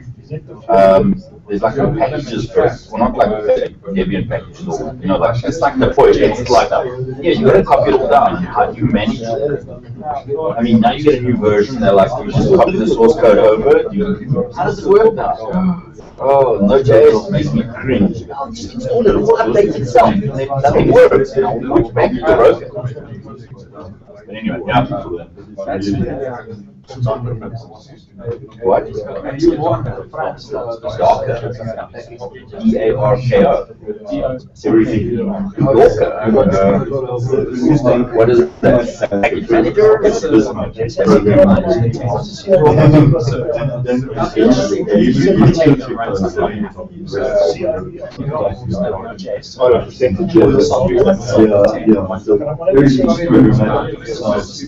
Again, sometimes the moving parts will be a problem.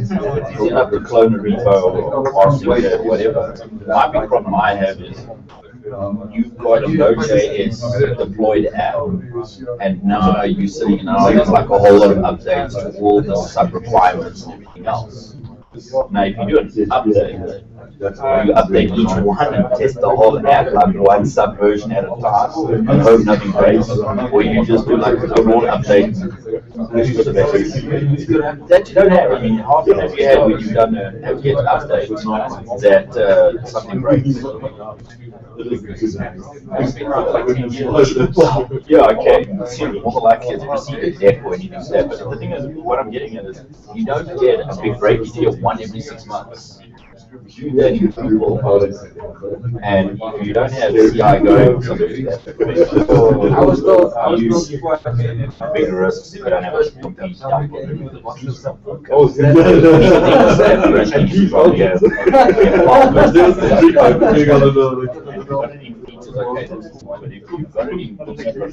Yes. You can't revision it. We got one of the sites, we should do that set up with Elementor. We have a multi-master MySQL replication going. So when you dump one side, the DB is huge, and you bring it back up, you've got to sync it across to the other side. And it just gets nasty very quickly. Can we call the thing what you do at Unconference. There's quite a few opportunities for that tonight.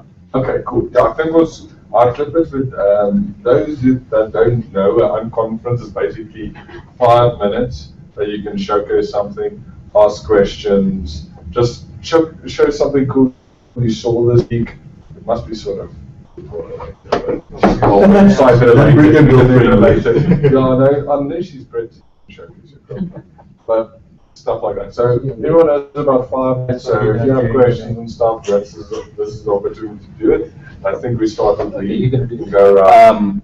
I work for an awesome company, and this is a site done in Drupal, and it does awesome things. There could be things that could be improved upon it. But Dave, sorry, those are on Dave, not taken live yet. No, that's live. I mean, the stuff is cool, but it hasn't been taken. Oh, that's in staging. That's in staging. Trust me, for some strange reason, I haven't earned my stripes yet. So, but some really cool things that our guys done on the front end side. We actually get complimented pretty often. When I know how much money we spent on the back end, I'm like, oh my word, good joking. That's me. Cool. Oh, one of the nice things that what's your traffic look like? About a million views a month, I think it is. Let's see if I spell this right. Somebody's been watching. Something we do that was done, I think it was the first essay live site stuff done through the YouTube stuff. This is just a specific playlist that's running, and in the mornings when court comes in, it gets switched over to live feed. What's happening there? People are voting on whether or not we should have Camps Bay made illegal and stuff like that. No. Just stuff. I work for a news agency. I didn't need to know what's going on. It's your duty to make that all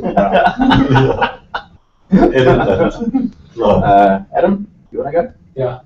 Okay, so I would just like to show you my new site.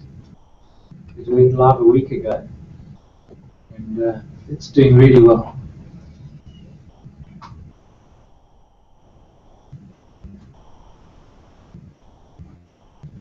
Can we take down your old one yet, Adam?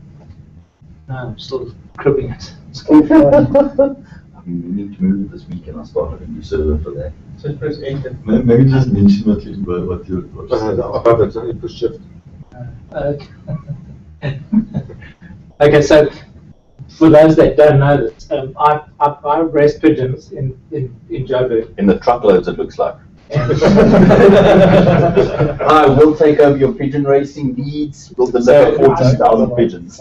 A year and a half ago, New Year's Day, I turned 60, and I thought, I need to learn a language, so I decided to do Drupal. And if you want to learn something, you've got to take on a real project. And so, being a pigeon person, I thought what I'll do is I'll write a web page for my club, which was 11 guys. And so I put something together. But then the other clubs wanted it, so I then wrote it for 14 clubs. This year it's been written for 3 of those organizations, 2 in Pretoria, 1 here. I'm talking to the guys in PE and in East London to run instances of this program, all out of, so I changed it from Randburg Racing Pigeon Club to Pigeon Universe. And the sorts of functionality which I have is we race every Saturday.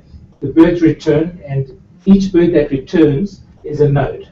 And that node has fields of the position, the owner, the color, the velocity, the distance the bird flew, and things like that. And because in Joburg, for example, we've got an organization, that organization is broken up into 4 sections, and then each section has got a number of clubs. So when you work out the average for a flying member, or an average for a pigeon, the organization, the 4 divisions, and each club uses a different number of pigeons.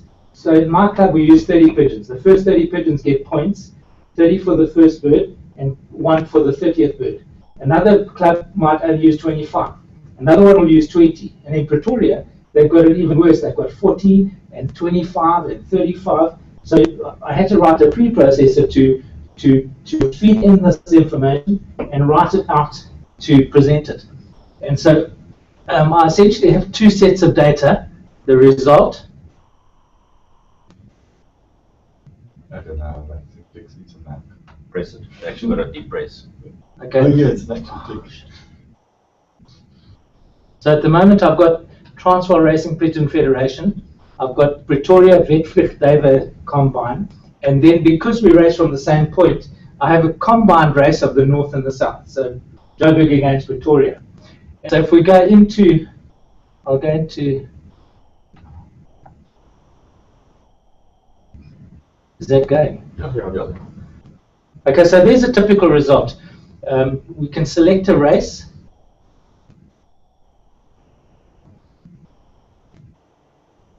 I'm a mouse person. So those are the races we've had already. So if we go and choose, I don't know, choose any race.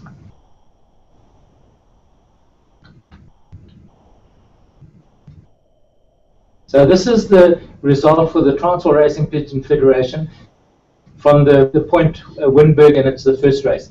But in addition to the race result, I have on the side here the top 10 members in the federation, either for just their first bird home or all their birds home, in the points that I was talking about earlier.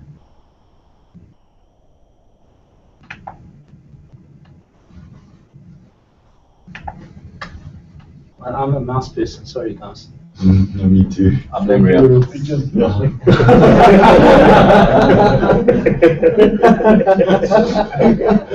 So you can see that on the right hand side is a list of the top 10 guys, and every week as the new race comes in, it automatically updates that and you get the new leader.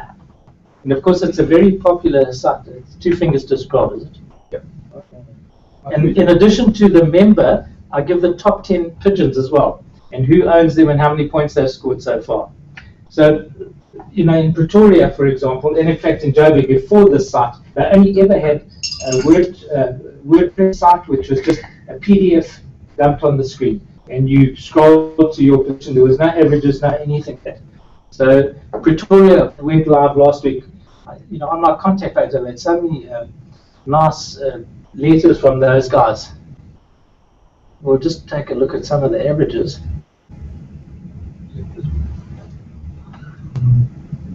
So we'll just for a change, we'll go into the Pretoria site. Oh, shit. I'll use, maybe if I watched here to be better. Do they fill those trucks? You know where the gates are on the outside, like that? Yeah. The middle of the truck, is it also full of pigeons? So does it carry through right through the truck? There's 9 columns of baskets, and there's probably, this has got about 360 bits on the truck. Oh, about wow. 800 pigeons. 800. It's like 4,000. Sure. So if I look here, I can do it better. So in the case of averages, you get member averages and you get pigeon averages. I've got a structure here. If we just look at the member averages. At the end of the season, I'll get you 400 that the guys are collecting. Thank you. Okay, so if we look at the averages here, you can see that let me just select the categories that are available are single, your first bird only to count, or all your birds to count. And so let's just choose single because that's the one you win the season. So it'll give you a list. This site, you can see the Pretoria clubs and there's the union and the federation. But in addition to that, on the same page, I have divisions and I have clubs. So if we go to the club tab, for example, Where does this data come from? Who updates it? Like The pigeons. If a race is done, like how does the data? You need to put that into your document on the website. How the data is collected. Because the road end up on this, it would be interesting to find that. so if we're going to look at, I don't know, any one of the clubs. So at a club level, you choose a club and you choose a type of average. And then, of course, a guy can look at his averages, or in addition to that, what you can do is you can click on the guy's name. I was forced to learn taxonomy thanks to the guys here. Now, if you click on the guy's name, it then produces another screen, which is every one of his birds returned that was ever timed. But it sounds like, I mean, on your list here, you said you want to know more about this. It sounds like you're eminently suited to talk about how to create. No, the reason why is I'm using relations and not the new entities. Entity. I can't get the entities to work, and I was nearly late in producing this because to just relations. So you can see now all of a sudden you've got a list of this guy's performance. At the end of the season, you can just go and download this to Excel or to any of the other apps, and he can then do with it what he wants, keep it, and it gives him information like, you know, if you look at the very first line there, it was the race from Winburg. It was his 4th bird to the loft. It was 21st in the club, 58th in the division, and 138th in the organisation. Nowhere can you get this, even if you keep the download off your club. And so a guy is able, you know, anyone who's computer literate can keep a reasonable record of his flying, and he can then, you know, manage at the end of the year. It's a racing game, and the bird that's not performing, you can't. And this will give you a means to justify that. A guy once who got hold of my system, he had a bird off the 4th race that had come back with a broken leg, and he thought, oh, maybe I should just destroy it. But he went back and looked at these results, and he saw that that bird in those 4 races, it was 3 times second to his loft and 1 time first to his loft. But you know, during the course of the year, when you race, you don't see that information. But it's here now and hard. But Adam, I've never called a goal that doesn't perform, a bird that doesn't perform. It's not what I do with him. I let him go. Yeah, with that homing pigeons, they come back. Oh, yeah, that's true. I think we had to keep them where to kill them. And then on the pigeon average side, actually we could have looked at it from here. On the pigeon side, you can click on the pigeon. I think we're going to lose this. If I click on it, once again, the taxonomy of that pigeon name will tell me at the end of the year exactly that pigeon's performance, and it'll give you a list of every time it flew and the performance. So in this case, you know, it was the same bird I read out earlier, but at least you know that how good this bird was to your loft, because you know, pigeon racing is not fair.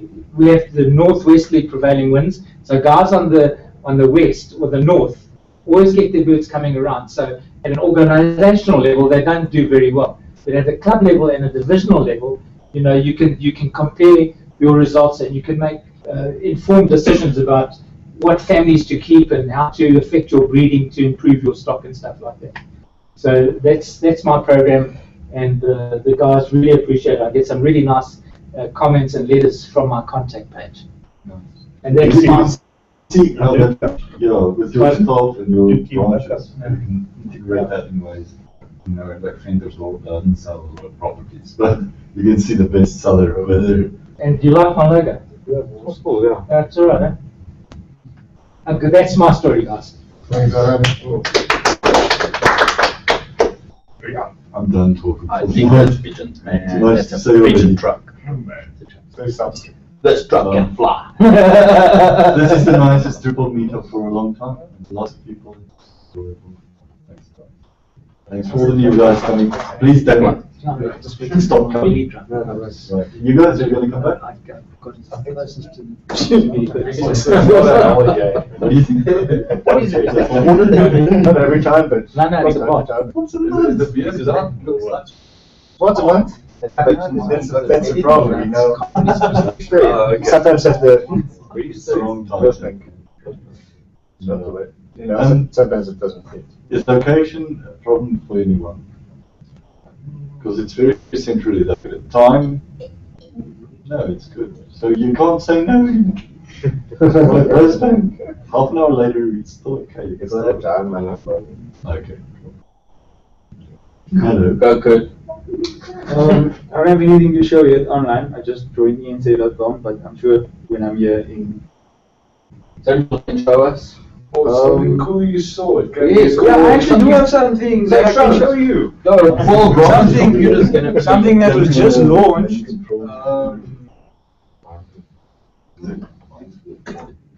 Something that was just launched. So yeah, this is sunlum.co.za, and this is the new look and feel That I built for them while I was in Cape Town. So yeah, that's about it. It's got a nice menu.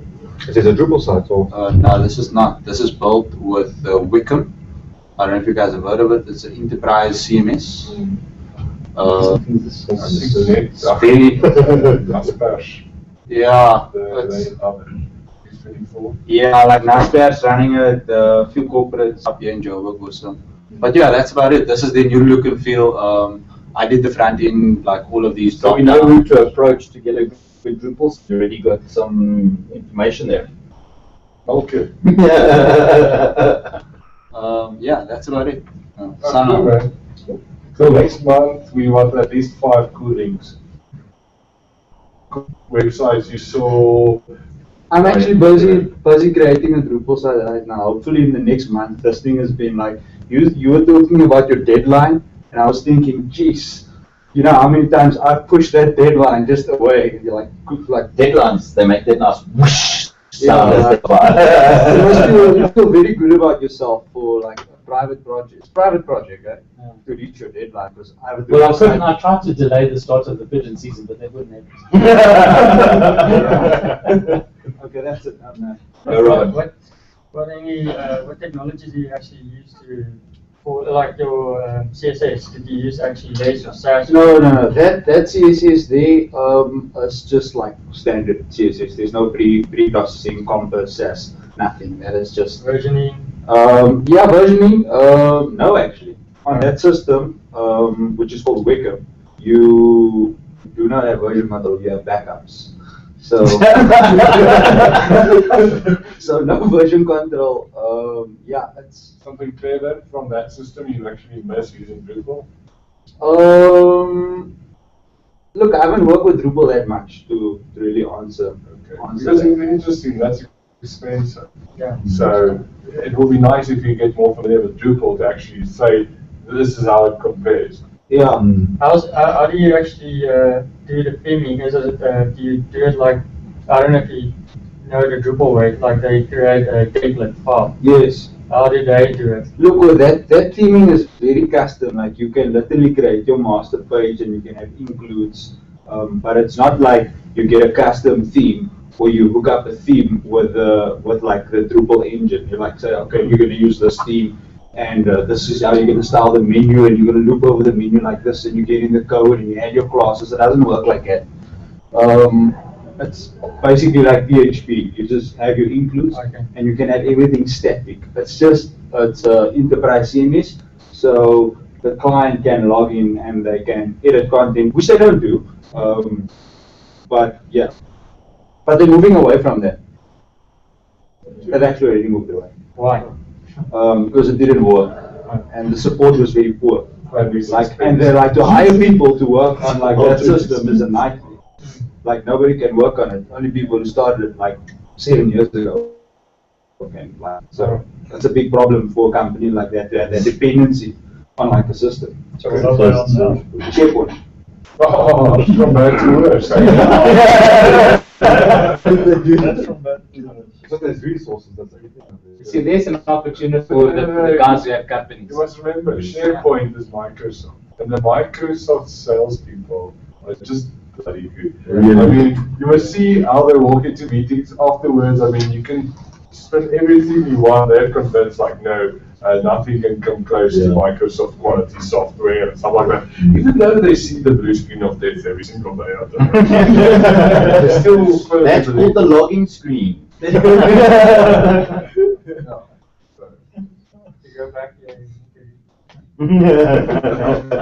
Screensaver, yeah. I just want to add something lastly, and then something very interesting happened on the last minute. Now, it's just about the lead. I found out that Sanlam's direct competitor, Old Mutual, are moving away from SharePoint to Wickham. Which is it's just, obviously, the taste of SharePoint being bad. Yeah. Remember, SharePoint has a massive line.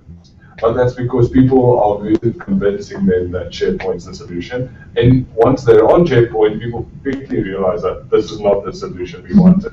And then they look at companies who actually expand the CMS more than they can do with SharePoint, and then it's weaker. And you'll see Naspers and Media24 companies, all those, And that's a different picture. So you'll see, oh shit, Media 24, News 24 uses it, stuff like that. Yeah. But that sells it better than just a brochure type. Yeah, stuff. exactly. So then they think, oh, who wants to branch out? And like with these big companies, they like to spend money, so they go like what's the most expensive thing that you can buy? No, once video click. That's it. That's the only reason they fork out money. Let me teach you guys one thing today. If you do a website for 10 grand, you go to the company, and there's someone charging 100 grand, and it's a decent company, they can afford it. They'll always take the 100,000 grand. Yeah. The website. If it's a few million, they'll take a few million. The reason is, if something goes wrong, the guy who chose you, like a 5 grand website or a 10 grand website, something goes wrong, everyone's going to look at him and say, dude, you chose like a cheap option, that's why it broke. No, it's true. And then if you go with $1 million rand or whatever, and then everyone's going to say, well, fuck it. You chose the best of breed, they fucked up. So you're covering your own arse. The guy selecting the product, that's all it is. Is that how the Free State paid 120 million for WordPress? No, that's corruption. That's the next level. That's like my son does websites and then I'm about to do a deal. That's not That's what you call leveling up. Okay, cool. Robert? I've actually come across nothing with I've been doing Excel macros. Cool. I've been doing Excel macros for clients. I mean, how exciting am I myself? Well, I've come across Golf, but I haven't actually tried it yet. But he made me try it, and it was really cool. I didn't try Golf. Well, I haven't tried it myself. It really works. Golf is cool. I like Golf. But I have issues with Golf as well. It's very fun. That's why I can't sit here. It's the same with Singularity and Sassy. Yeah. Grant is Sassy, Singularity is Golf. Same thing. I was going to say something about. Yeah. Yeah, My mind was going somewhere too, but I didn't get it. Yeah. How do you know? You moved seats. How do you know if you're actually looking at a Drupal website? Well, there's cool widgets you can install in your browser that actually tell you the technologies they use in the website. So, it's called Wappalizer. If you install this, well, there's others too. Wappalizer does like. This is just the basic, like I want to know. What happens is the other two, I can't remember what the tool's name is. Can't you go changelog.txt? There's 3 or 4 of them. No, if you click, you should secure that out of your website. And I saw you did secure on ensa.com, because that's the first thing I checked. So if you install this on your Firefox, So you're checking you every know the page, it shows you whether the guy's running analytics, whether the guy, what fonts is installed, what JavaScript frameworks. There's a, I can't remember what the name is, I'm using it. So there's a plugin for Chrome. Yeah. When you're on a site and you want to see what's behind, just click there and it gives you the whole list. This one does it. A to Z. That thing actually works pretty well on Mac. If you want to see what's working behind, you just flip it around. There's a plugin for Maybe it's time you reach out. but of course it's shooting a long day. It's not really No, but the thing is, I have a tool that it's not as, I mean, actually what it does is all the technologies, it just displays the logos in the address bar. Yes. So as soon as it goes to this, That's it. yeah, I mean, and Yeah. that's the easiest Because way. it's a little, because it's a plugin that you install, it's a little icon in your address bar. So when you're on a site and you want to know what's going on there, you just click on it. So yeah, but and it that's goes down. Chrome. In Chrome you go click on it and it shows you the list. In Yeah. Firefox it shows it in the address bar. It shows all the icons. So you don't have to go click anything, they're just always visible. So it's just more accessible. You can follow more quickly. There's a Drupal site. It doesn't really surprise you. But yeah. So you got that top 100 site that we know somebody who did yes. that. And Firefox is developing new development tools. Yeah, I continuously upgrade it. Yeah. But basically, Lance standard stuff is cool. Lance is actually a massive, he's not here tonight, but he's usually an advocate for the last Firefox. It's already on my Firefox sucks. Thank you very much, dude. You get a free beer. It doesn't suck. I'm using Chrome. It doesn't suck. Every half an hour it crashes, you can get a new one. Okay, so here's a from last August, the top Drupal sites in South Africa. How do I get this to click? So I took the list, what was Alexa Traffics at the time, and used the verbalizer logic to go and find all the top sites in the country. There's Drupal, Joomla, and WordPress. So this September, the top Drupal sites in the country. And then it shows you also the proportions up there. So you can get, obviously Drupal, there's not as many sites in Drupal. Then comes WordPress, Joomla, and then WordPress. They're a big graph over there. But then you can go and look at the top Drupal websites if you want.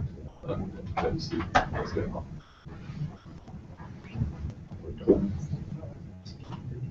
Now you're skipping. No, I'm skipping now. Actually, I was watching the ENCA stuff of Oscar's trial. I didn't know that was obviously Drupal. Well, the viewing itself is actually a microsite. Okay. So it's an embedded YouTube player that we feed. You search on YouTube, what is shown on YouTube. Yeah. No, I think it's a restricted. I think we have a restricted feed. I don't think it's a public feed. You can't get to it without the web page. You can link to it, but you can end up coming back to our web page. I think. Because there is some stuff that we do through live broadcast and stuff like that.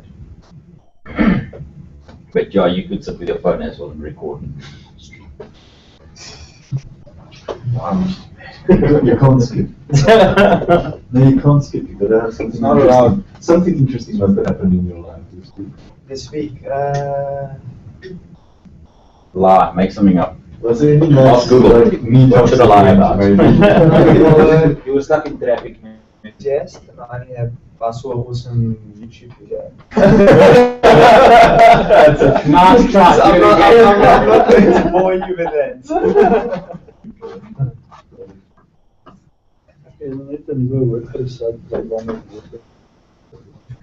You're out.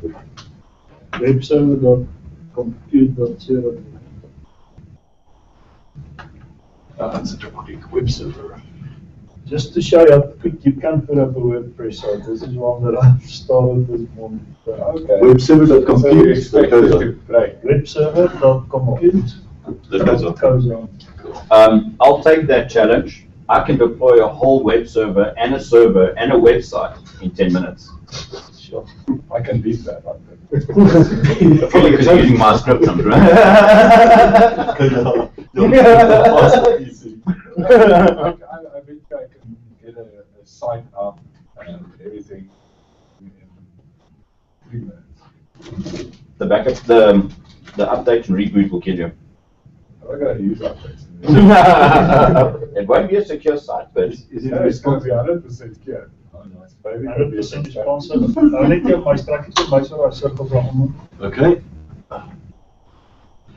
Let me get here. Oh, cool. Oh, yeah. That's nice. So the animated GIF or vector art that you're changing? Yes, it's animation. Yeah. Oh, nice. you see, you do bring awesome stuff to the Drupal meetups. Yeah. Don't let anyone tell you that you need to go to the WordPress. It's I'm still busy with this. It will take me another week or so. Gaan ek weer op na die menu toe, die tweede menu, button services en daarbo op die menu. Dis 'n sticky menu daarbo. Dis 'n sticky menu. Okay, cool. Jammer, hy beweeg nog steeds. Ja. How do I click it? Do I click it? I click it. Klik aan en dan kan jy op die verskillende of pathway. So that's what I'm busy with currently. Okay, we minimize it to see it respond. Yeah, minimize it. It's I fine. can try, but Try me. no, that was matched. Responsive. How do I put like this thing? How do I unmatch it? You maximize it. I can get trapped in a Mac, I tell you. Well, can I ask, did you play this all from scratch, or is this theme-based, or? Ask me later. I compromise myself. The nice thing about WordPress, those of you who don't know, if you've got a theme that you like, you can adapt it any way you want, very quickly and very easily. So it's a It's actually a very nice thing, a cake. Okay. Search for a cake. Cool. Sweet. It's the easiest thing in email, just customizing it. Customize it with CSS and depending on what option file it's got. Yeah. Okay, I'm finished. Okay. Today I was struggling I was migrating a Drupal site, 6 site, but I wanted it to be on a multi-site platform. But I uploaded the clean installation and the site, but when I said there is nothing to PHP on the folder. So it more than likely sounds like an Apache config issue, because if you don't have the site name in your server alias or server stuff, it won't find it. So if you're doing multi-sites, your sites folder needs to be the same as your domain name. Yeah. So if it's Drupal /sites/someplace.co.za, you also need to match the same thing in your Apache alias, Apache server alias, or your server name needs to be the same. Otherwise, it can't match. How does it? It doesn't meet the two up. That's normally the problem that I've seen before. It might not be your problem, but that's a problem I've seen before. Most trying to create or get to a folder on a site name that's different to that's why I can't find the setting file. And normally what I do is you have the setting, you just copy the default settings file across first, so that and make sure that the Apache can write to that file. So those are two things that you need, that I would recommend you look at. You need to, my email address is out there. Send me an email and I can see if I can help you. Yeah, I would say too. Listen, just a question. If you are running, this site's running on IIS, it's not my choice. That company's their choice is on their own server. Okay. So when it gets hacked because there's bad passwords, it's not your fault. No. The problem that I have, if I upload an image, the image doesn't show. Now I believe it's an IIS. It's only with them that I have a problem. That they have poor image, it's because What I have to do with that image, no. What I have to do with that image is rotate it and rotate it back, and then it will show. That's weird. Yeah, explain that to me. Are you sure the IIS has access to the IIS?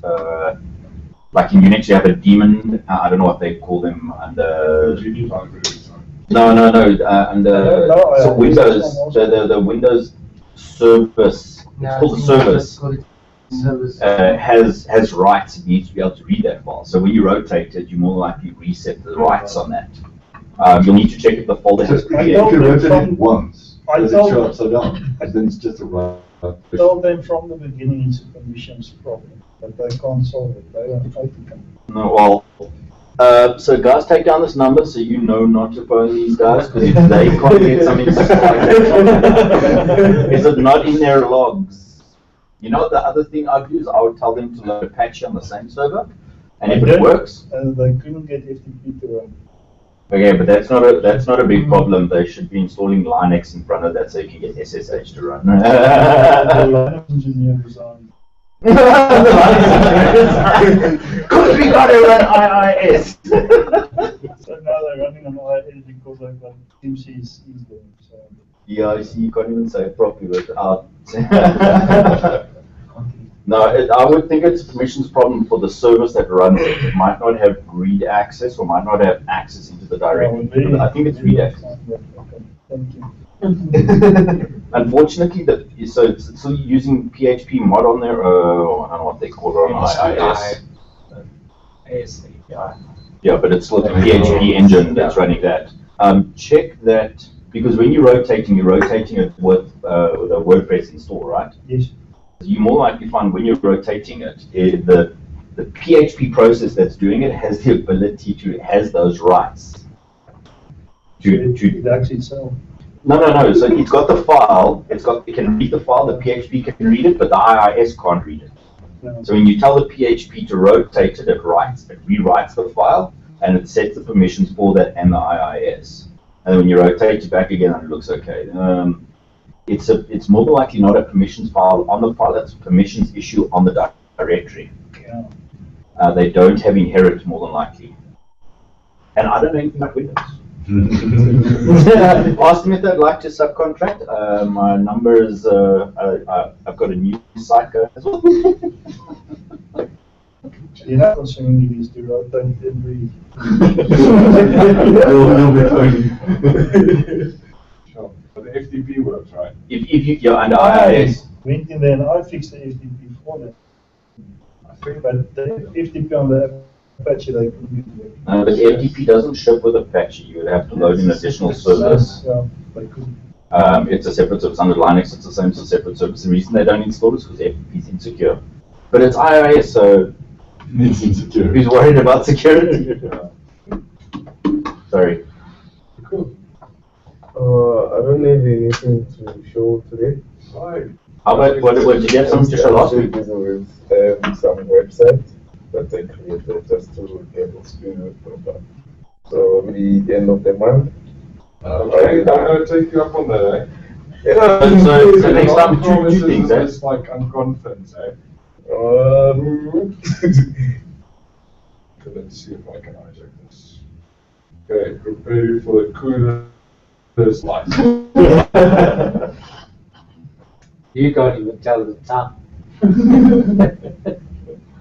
Okay. 2 hours. Not so great. Google has been so nice to actually release a decent, I'm talking about a decent style guide for all the infrastructure apps, Google Glass apps, everything.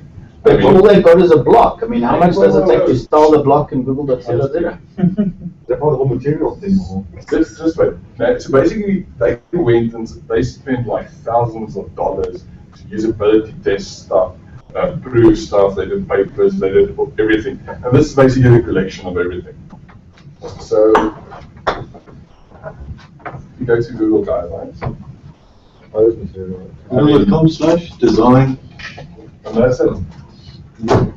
.com/design. But I mean, they actually went so far to take on animations and say, I mean, what type of stuff? I mean, this is full-fledged style guides. I mean, they go into everything. This is yes. Everything from responsiveness, how to do animations. I mean, if you just copy this, there's no way you will go wrong. Conditions, I mean, styling, colors. So does this also refresh every 2 weeks? Things just change and disappear. Not under current management. Just give them time to rotate. Yeah, every now and again, something will just go. Nobody uses that feature anymore. We'll just drop it. Animations. You need the animation. But remember, this is a style guide. So what's going to happen is I put it in there. So if one of the companies or some developer of the company designs or does anything, they can force them to adhere to it. So even if it's absurd thing they don't use, and that guy creates it, they want to blanket. Okay, so you can see they went and they did all this kind of schemes and everything, Robin. You can see what they did is like automatically you can see it's dark, and it'll get white. So they did all the contrast testing and everything, for instance. So you can actually just use that color. You know, white has the appropriate. So now it's not death by what do you call it? Presentation. There'll still be a chance. It's death now by real jazz. For everyone, makes it that's very good. Yeah. Actually, that's a logo, right? Well, I mean, photography, imagery. One thing I really love about this style guide is their love for stock photography. I'll show you that. You'll see what they do is they tell these hints. Do this, but not do that. I'll tell you why. Don't default to little stock photography and stuff like that. rather use something like this. I mean, this is really, you see this image compared to that one. This is plain stock photography. All the marketing people, everyone loves photography like this. But it isn't mutual brochure. it doesn't create emotion and stuff like that. So, I mean, it's worthwhile to have a look at all these type of examples. Now you have to do imports or whatever. This is better. I mean, it's just, it sounds stupid, but if you go into the nitty-gritties of stuff, it really makes a massive difference. How many of you have sites where you do stuff like this, but this is actually just a better feel to everything? It looks like an Yeah, it looks like an icon. It might even be clickable. You don't know. It's a flat field. Yes, exactly. So, but this is the point I want to get across. But they have, I mean, they cover everything from, I mean, it's absurd how much effort actually. The cover issue only. Well, that's, I think so. This is just start guide stuff. It's not. Anything front end UI stuff. So now toolbars. I think most of the material design sort of make the web apps and everything and the phones all sort of the same design language. Of Yes, course, but I mean, stupid stuff like this. If you do pop-ups, what should you do and what should you avoid? And a lot of them actually have examples why and things like this. So transitions, and especially a lot of the mobile stuff. I mean, you'll see something like forms, for instance. This is pattern. I mean, buttons. It's some of the stuff I really like. I'll show you now. It's like this.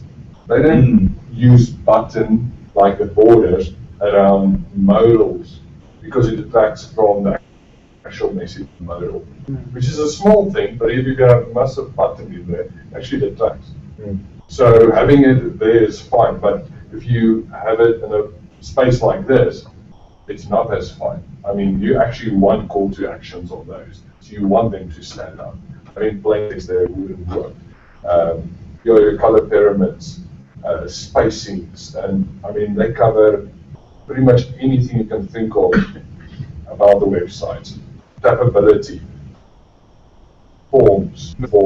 I mean, they're actually going to detail about where's the lists and everything. If you have images before your list, how do you handle that? What spacing do they recommend? Everything to make it nice and juicy. Alignments. If you just focus on this, I mean, everything, your grid systems will be sorted, your color schemes will be sorted, animations, everything. This is I mean, guys, this is pretty much the golden nest egg app developers are looking for. Okay. So you can have a look at this as easy about usability, accessibility, everything. Okay, so I'm going to do more than that. I think you guys can just take a few minutes of silence. Spend that much effort and money on showing what design should look like. Why can't they do it on Android? No, but that's exactly why they did it. So now the guys can say, if I'm doing you can app on Android, and those buttons don't look like the buttons specified in the style guide. So first of all, it's going to suck to their Google engineer at the moment because you'll have to jump through all the hoops to get yourself to look exactly like that. I think L's can tell you, isn't it? Yeah. L. Yes. It's going to look like this. I think the next version is going to look like this. Yeah. So this is exactly, the next Android will look like this. This is actually what I tell you. The other thing as all well the with Google the- services will look exactly like The other thing with the Android as well is Android OS is one thing and your app's a different thing, and then you also have takes it and they yep, and they customize the damn thing as well. Yeah, but that's the thing. The Samsung did modifications. If you want the untampered version, you had to get a Nexus. Yeah, a Nexus. Yeah, but it wouldn't work in South Africa because. Well, I wouldn't call it pretty, but it might stick more to the Google standards than the Galaxy stuff. Nexus are awesome. Yeah, a few of my friends were. They got better reviews than the iPhones. But the guy was looking back, so it's fine. Very possible. Okay, yeah, so that's what we agree. Yeah, actually, just give me your computer. Yeah. Sorry. Just go to friendlydrupal.com. Starts with P. Don't forget to attach it. It's not working. Fingerprints all over his screen. It's okay, I just bought a new 13-inch MacBook Air. That's Exactly the same as mine, so I'll take it. I can't believe you can get 4,000 pigeons in that truck. So you drive past Nando's and all the pigeons. I don't want to yell. This is actually a cool site for beginners actually. That's Donkey, yeah. Bean, nice. It actually, especially this lady or whatever who designer, I don't know who designed it, who did it. She actually explains Git and Rust and all the latest tools that people can actually use for web development and all that stuff. She actually started making videos about it, so people can actually go to this site and you'll actually learn a lot about all the latest technologies you can actually use with Drupal. So yeah, this is a cool site. I just wanted to show you guys. So But they're techies, not designers. this is techies and design. Doesn't matter because you can actually. Well, they've got installing Barracuda on Agar. I think that's. Yeah, but. See? That is technical. I'm behind you, Ruby. What do you know? Yeah, but you want the guys, designers, to go over to technical stuff. I'm not disagreeing with you. I'm supporting you.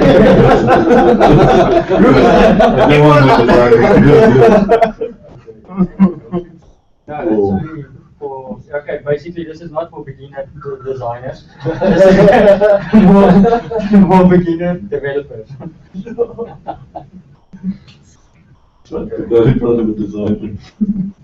Deploy your own Agar install. You're not allowed to use Ubuntu.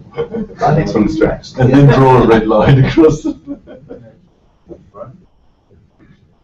Something else. I think I found, with Drupal 6 there was that module you could add a taxonomy from a node. So you could add a new 10. Yeah. I found the Drupal 7 version of it while I was looking for something else.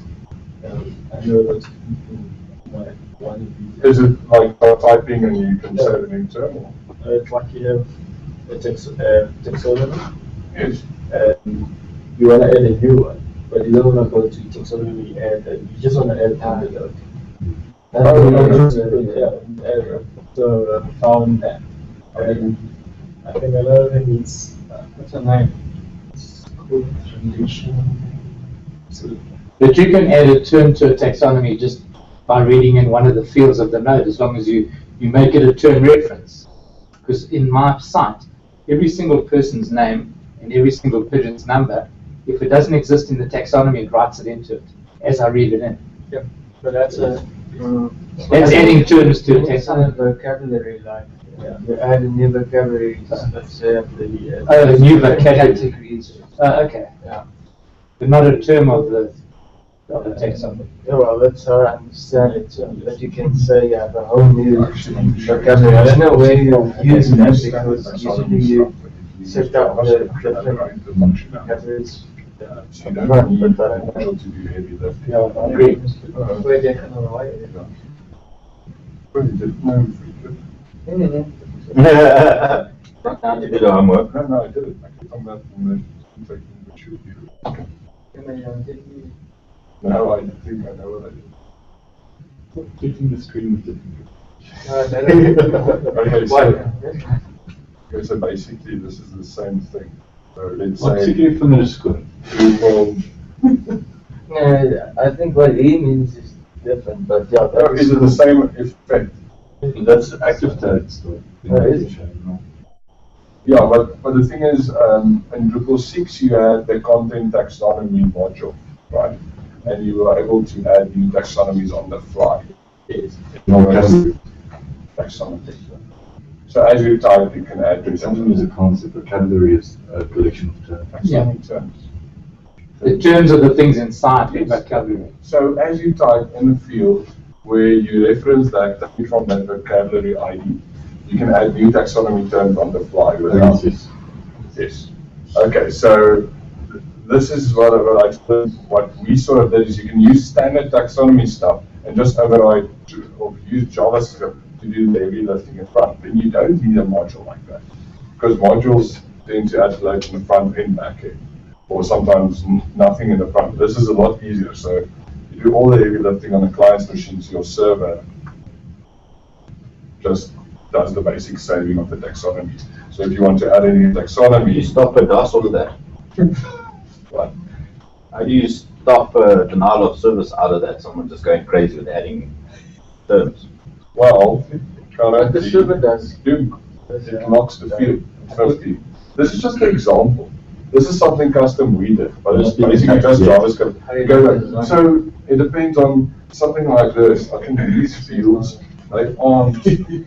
But I mean, it's client side, so you'll be attacking yourself if you don't say. It's going to the back end. It's going to the Ajaxing, is it? No. The Ajaxing is not saving in the front. Yeah. It's just all the Ajaxing is doing is we have a module where you have taxonomies separated by commas. This is exactly that. It's just representing it in a different way, allowing you to quickly remove clicking on the X, rather than going back and removing it between the two commas. But that's normal. So only when you save does it actually submit those terms. It's a normal taxonomy field. It's just JavaScript overriding that with all the blink. So what you can do now where you have normal taxonomy, you can use it for anything. The same principle holds true for, let's say, email addresses, entering an email address on the fly validation. You don't do anything with the server or whatever, validation on the fly. On the client side? Yes, on the client side. It's the same principle. So why do you need a module to do that? You can do a bit of JavaScript that does that. So you don't have to go back to the server, use a custom module just to do something different with taxonomy. You can do it with JavaScript on the front end and use the same the belly guts that you can use with normal stuff. Just do that. This is a lot easier to maintain. That module still does what it should do. You don't have to install 10 other modules to do. Just a bit of JavaScript can go a long way. You need to know how to code JavaScript. Or have access to the right code. You need it. Yeah. So one for the modules and none for JavaScript. No, JavaScript's awesome. I mean, we have some tricky stuff where you can actually, as you type in the email address, it does validation, but it does also does similarity checks. Because a lot of people, I think, on email, they tend to have like 20 to 30% error rate on people who misspell Gmail, for instance. So they the people you don't want in your mail. But the thing is, just by having something there, you can check exactly as you type. Oh, didn't you mean? Why we don't have your name in our gmail.com? And you can click on it and correct it. I mean, it's so unobtrusive. It's no issue, and it's a normal email field. Yeah, and then the day that you are typing that is your email address, it won't let you in because it says no, you spelled email wrong. It's supposed to be Gmail. No, yes. No. But sometimes those things get too clever. No, but you're building thresholds, but you're focusing on the actual nuts and bolts. I'm talking about the principle of using JavaScript to do more heavy lifting. Let's say I wanted that functionality in Drupal core. What would Drupal developers usually do? They'll develop a new Drupal module. And that calls a C function to check if the Ajax that was sent is valid. No, without the Ajax, it will actually go and it will do an entire page refresh and say, oh, sorry, didn't you mean this? And it will actually look into all the form nonsense. I mean, starting to debug it if you have a lot of stuff looking into everything, I mean, it's a pain. So the less you look into stuff and the more you can do on the client side with a bit of trickery, I mean, the lighter your overall install will be. And the more cool stuff you can do. And it's obviously more user-friendly to do stuff like this than comma separate this shit through. Okay. Well, thanks. also. Yeah, I almost need to leave, but I'll leave you with this. Well, I've started using Atom. I don't know who's the reason was Ivan told me when Atom went open source. I don't know if it was really that recent or what. The thing is, I've looked at it and it was only available for Mac, but I've compiled it and it's running on my Linux. So you made a dev for it, it's in your PTA, we all can get it now. No, you can compile it from GitHub, so you can get it for yourself. But yeah, I just thought I'd tell you that because I see some nice, like the way it integrates with Git, and it shows you when you start in a file, it shows you how many lines in this repo changed, and it does it automatically. So it's nice to, if you're looking for an editor, you don't want to pay anything for that too. It's there now, and We it's use open source. We also use Atom and Sublime. Waiting for So you're using it together? Yeah, well, I'm waiting for Atom to become faster. But the coolest thing about Atom for me is Markdown editing, Control-Shift-N, and the live preview. Because Sublime's got shit like that, not nearly as good, but it's slow compared to Sublime. It starts up slow, but I think perhaps it's just the way the libraries. I must say I have a few plus points to Sublime as well. Yeah. We did files that were up to like, sometimes you need to do editing, mass editing on files that actually, that's like 30, 40 megs big. And in Sublime, you can multi-select and multi-edit everything on the same time. You can't necessarily do that with Atom.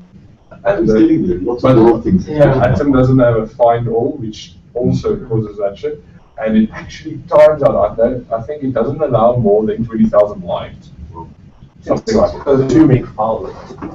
Yeah, it has a few other restrictions. I mean, sometimes with database files and stuff like that, you tend to work with something that's Yeah. Another thing with Sublime, you can install linkers and stuff. So essentially, now the code we were like generate is not spaced correctly. It's spaced exactly according to Drupal coding standards, and it's all that highlighting stuff. If you put a space in the wrong place, that's highlighted in Sublime. I haven't checked for Ventus stuff yet. It's they've got a nice linter there too. But Git Gutter shows you all the lines that change and stuff. So Sublime can do the pretty things of except for Markdown. Like Atom ones, I use it only for Markdown. Is anyone still using VI or Vim or one of those editors? Yeah, it was just great. Uses VI plenty. Yeah, but I got a bunch of code from them, and it's like they ran a random indenter on the thing or something. Because they built it, that's the kind of stuff that goes like, there's just no indent. It's still and it's all because of How does it go? I'm sure they just used Vim and they just kind of like it wrapped in a certain way for them or something. Because you can't follow that code, you gotta rewrite everything. I don't really have anything to show, but can I ask a question? That's go for sure. Like, obviously, being new to Drupal and stuff, do you guys have any, I know you showed us that, but do you guys have any like resources that we can have a look at for starting? Can I just give you my story? Yeah. A year and a half ago, I didn't even know what Drupal was. If you simply go to YouTube, and they've got every single video there on all of the modules on how to do them, and if you choose, how to install, for example, there'll be 20 different companies that will give you their implementation. Okay. So on YouTube, you can learn everything. I've only learned from YouTube. And you can hear sometimes. And I can hear. That was a byproduct. I'm leaving. Bye-bye. I can also tell you what's worked for me. But I haven't worked with Drupal that much. I'm literally as fresh as you would get. So you just have to build something. That's all you have to do. Like download it, like start hacking, like watch a video, hack, watch a video, hack. Don't end up watching videos and videos, and you go like, oh, I watched 2 hours of like resources and I don't know where to start. So like look at something and then like, what? Also remember, Drupal is just a CMS system. You can put any face on it, skin on it. So anything, all the new Bootstrap themes, all the foundation stuff, all that cool stuff, you can still do it in Drupal as well. So it's not just like Drupal specific stuff. There's a lot of web trends and stuff that you can actually apply on Drupal. So if you do Code Academy and Code School, they don't do Drupal, but all of that you go in there planting to learn Drupal. Sure, thanks. What's that site you check the videos? YouTube. Build a module. Build a module. If you like, I have all of their courses, and I'd be happy to give you. Let's start with R. You're welcome to give me a memory stick and I'll download it for you. But all of it's courses.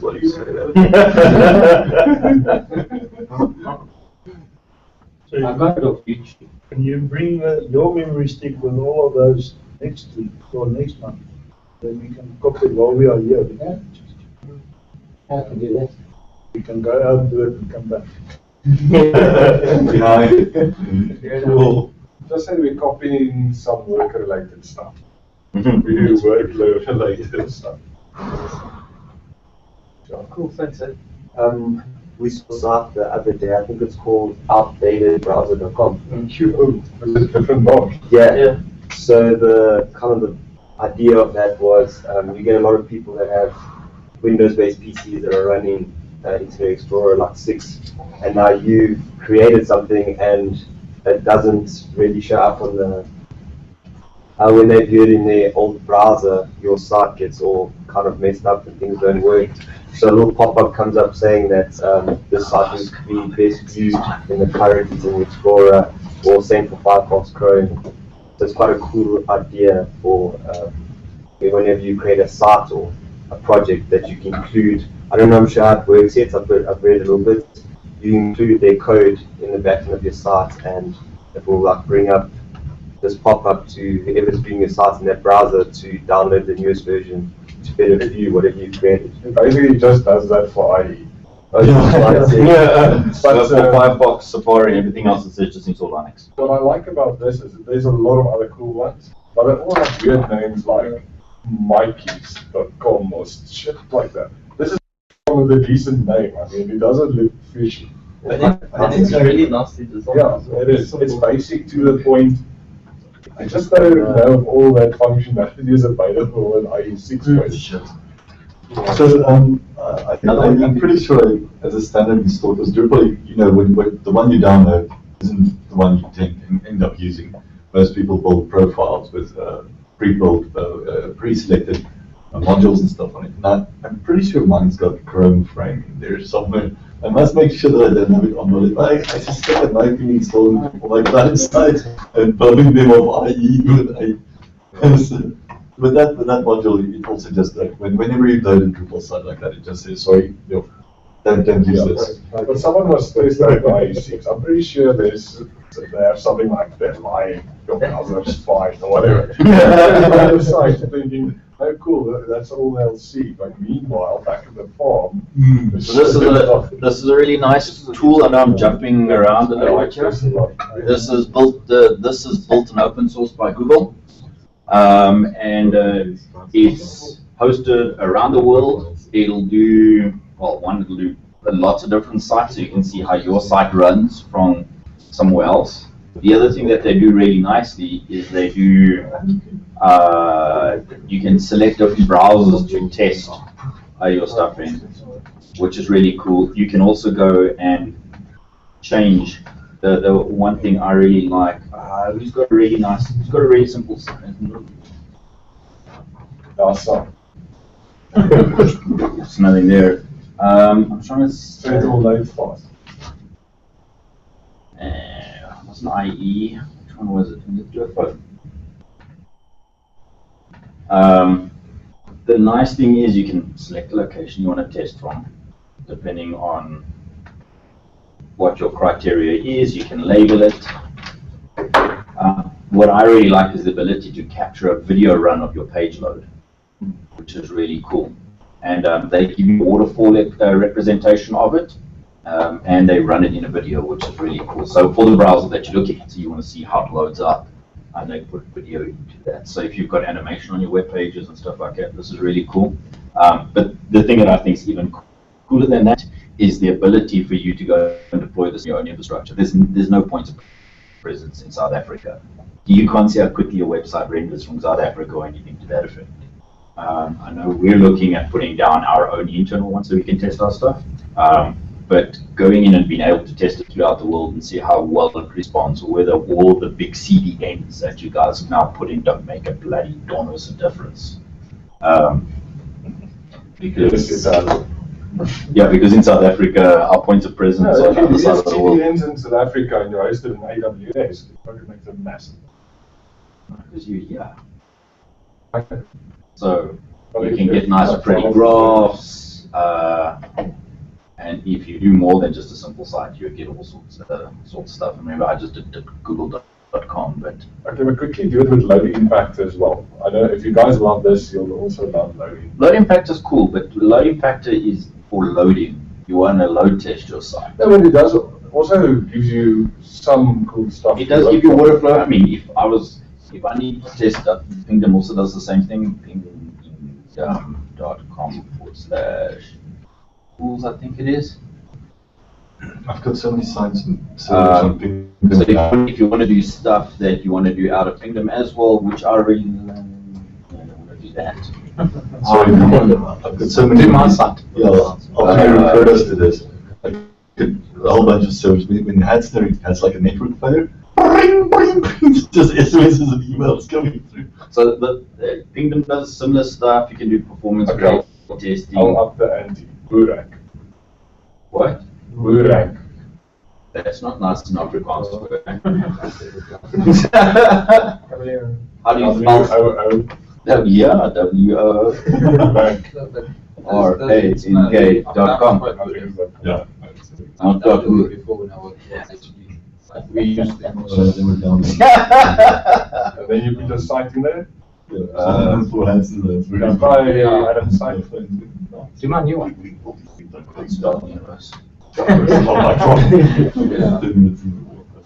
Okay, all the other ones are sort of focused on the techies. This is actually cool. This is a social media, SEO, and a lot of other stuff as well.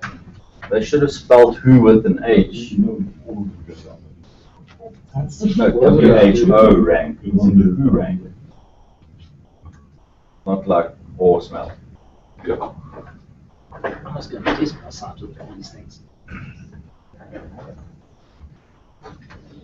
Well, again, what's really cool is seeing how fast different parts of your site load. I mean, I'm focusing out the office and stuff like that. We have really. What parts there? Looks like it's, I don't know. Because there's also, remember, there's how some of the different parts of your front page is like your first big site, but the thing is, how does different parts of the sub-site work?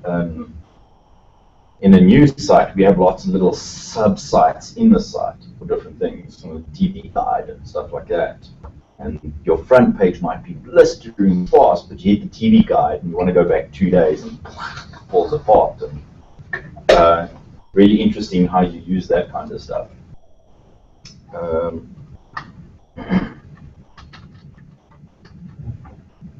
But yeah, all these kind of tools make a difference for you to put it up against your site, although it's not the bees all and ends all of your website. It's a good indication if you're going in the correct direction. That's what you do. No, you need to get Aqua in for that. Eh? No, we won't do that. Yeah, I mean, after all that, was it worth it? Yes. Okay, well, maybe you might try. In 2 months' time, it won't be Drupal anymore. But are you guys moving away? Using Drupal as a backend. Front end? Laravel as a code base and writing everything from scratch. It's how you optimize best. Don't speak to me. I'm just the techie who keeps trying to fix shit. But now they're going to have other issues. But it won't be Drupal anymore. Yeah, it'll be Drupal putting through the wrong stuff because they wrote the code. Where's other writing code. Okay, was it his idea? Yeah, I don't know where the idea came from, because it was a suggestion. I had suggested you can't have all your business logic sitting in a public face, even if it's behind authentication. It's a waste of code. Split it. No, I love splitting everything up. I mean, No, I'm you a fan can't of do it, that. But there's a right way to do it, and there's a lot of how wrong way to do it. I'm going to coin the new, it's the ENCA wrong way to do it. But that actually is a lot of movement towards microservices. I know, dude, I have like 40, 50 node instances running that supports my Drupal site. I mean, anything. Yeah, that sounds bad. Supports my Drupal site up. But it's cool stuff like taxonomy. Like you need to get taxonomy, but you need like as you type taxonomy Drupal file. Try doing that through Drupal and having load on your system and millions of taxonomy terms. Good luck. Now you just use an instance, and you're still using Drupal. It's just you're piggybacking on other services. So you're playing Drupal's strengths, but also preventing the weaknesses. Yeah, a very Unix way, one thing right. But that's what everyone's doing. But I mean, there's a correct way of doing it, and there's a wrong way of doing it. Well, there's the Ivan's suggestion of doing it. Everyone's going to try something else. And then there's the wrong way of doing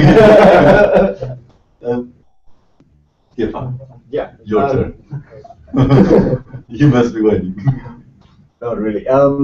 I don't really have a Drupal related thing, but I thought since I'm in a room with a lot of geeks, I might share an idea that I had these days or quite a while ago.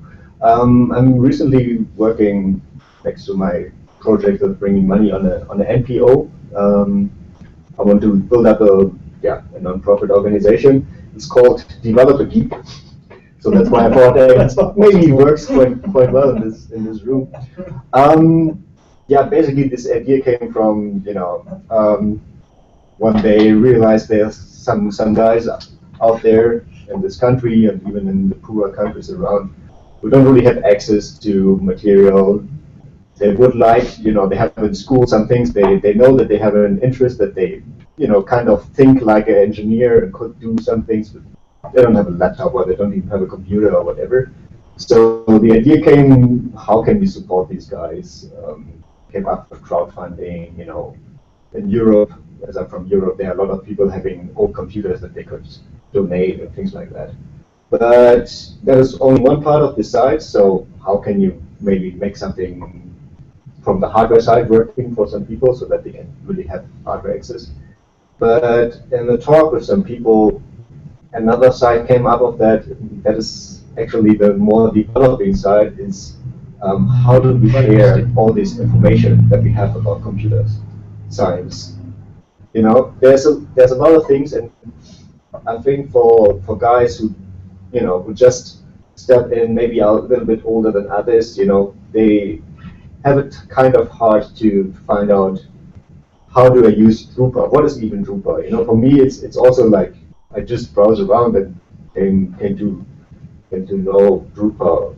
I didn't know what I can use with that. So there's a lot of information that we can actually can share with other people. So the idea to set up a platform where all these informations can be, kind of shared, where these people, where guys can log in, or it's like the Facebook thing, having something where people can just talk about topics, where even people like you can maybe kind of adopt a guy and teach him some things, or a group, making coding challenges. Some people just have an idea of what could we do. Put in, like Google does that a lot. They get their people from just putting out some problems to solve, and then they find, hey, there are some prodigies out there who have actually some good ideas how to solve problems. So so that's basically the thing that we're right now working on. It's pretty much at the beginning.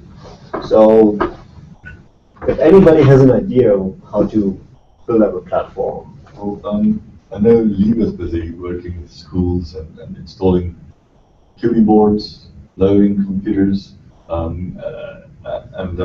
Then through previous projects with my Subberwall, the idea is to create an offline version that doesn't run. We do schools training, so we do full syllabus, not just thing, but also normal, everything up to grade 7 now. I don't work on the content side, forget. So we bring these things to schools, and it does kind of introduce a bit, and it does have a kind of grassroots involvement, although this is a commercial project, and I think Lee and them were working into bringing this kind of stuff into schools on a more schools budget level. But interestingly enough, never mind having to go very far down food chain, a lot of people just don't know what Drupal is. It's a foreign term, and this idea and the concept of a CMS is foreign to them. Regular business people are doing incredibly well in South Africa. They just don't know. We don't have that level of what it is. We get to the point here where we say we don't want to do Drupal, how to install Drupal anymore.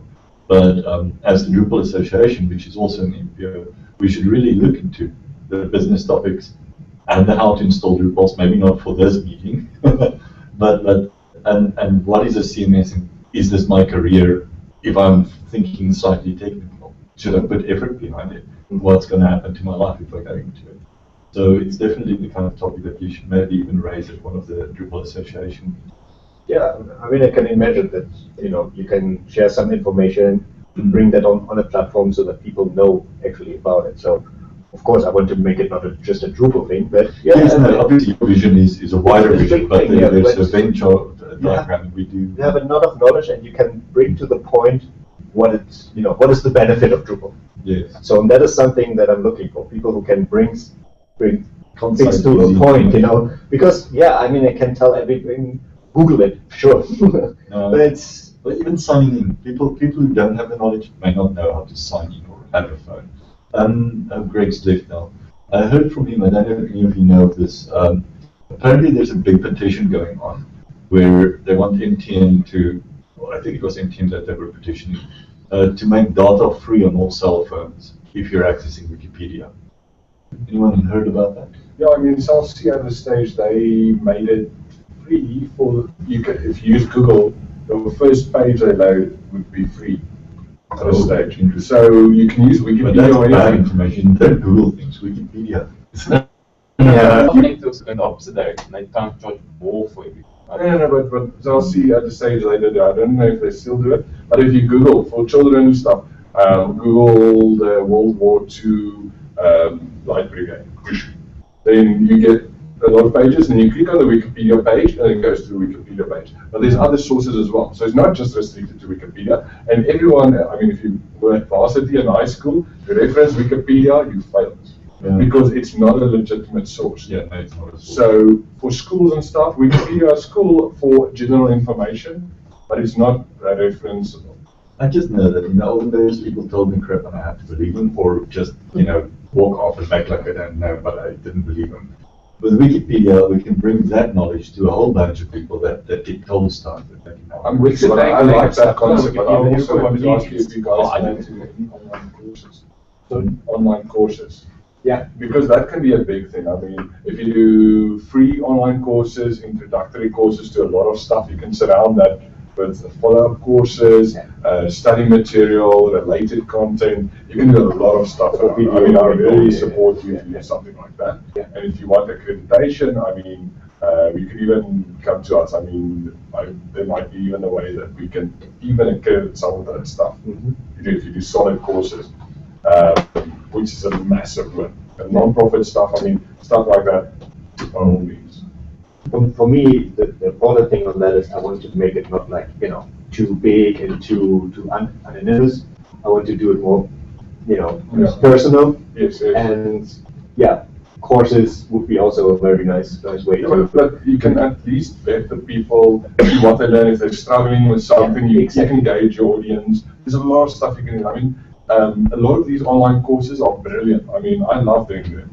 Even if I know what HTML is, I still want to see how I'll give they. an example of an excellent way that they implemented. It's actually a little side project that Google did at one stage. If you go to a website called, a lot of people probably access it, called Duolingo, we actually can learn a new language, and it's all like a interactive type of thing where you score points and you get little tasks that you do, and everything that you do on that site. If you choose, I want to learn German. It takes you through the process of basic terms, and you repeat them, and actually records your voice and it tells you pronounce it right. Just the concept of how they've structured training for something. That made Also, the Khan Academy also something where. Yeah, Code Academy, and that is hard. That Khan Academy. And my favorite of all is Learn Them. Again, it's a gamified learning, but so you play a little character. I got something for Get like that as well. Yeah, but I mean that type of thing. I think it is not Code Academy. What's the other one? It's always the one of the school character. It's all about maths. No. There's two I always. Yeah, there's like GitHub, nice like they do like a hacking whole thing, but it's actually GitHub and stuff like that. And it's super easy to do if you really think about it. And actually carries so much weight. I use them. I cannot stuff it. Yeah, I have to pay for it, so I go. I mean, but now obviously if you do that and it's free for all, I mean, a lot of people will contribute. What's this? Yeah, what is this? This is so awesome. You have no idea. The guys at House for Hack in Victoria. Okay.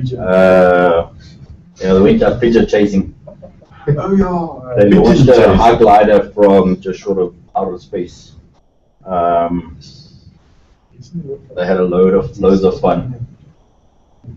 Let's go. I think also if you make those danger, that's just too much fun. I think they have you mobile first because mobile really makes people have a lot. Actually, going back to the Wikipedia thing, Wikipedia brought their whole start to USSD.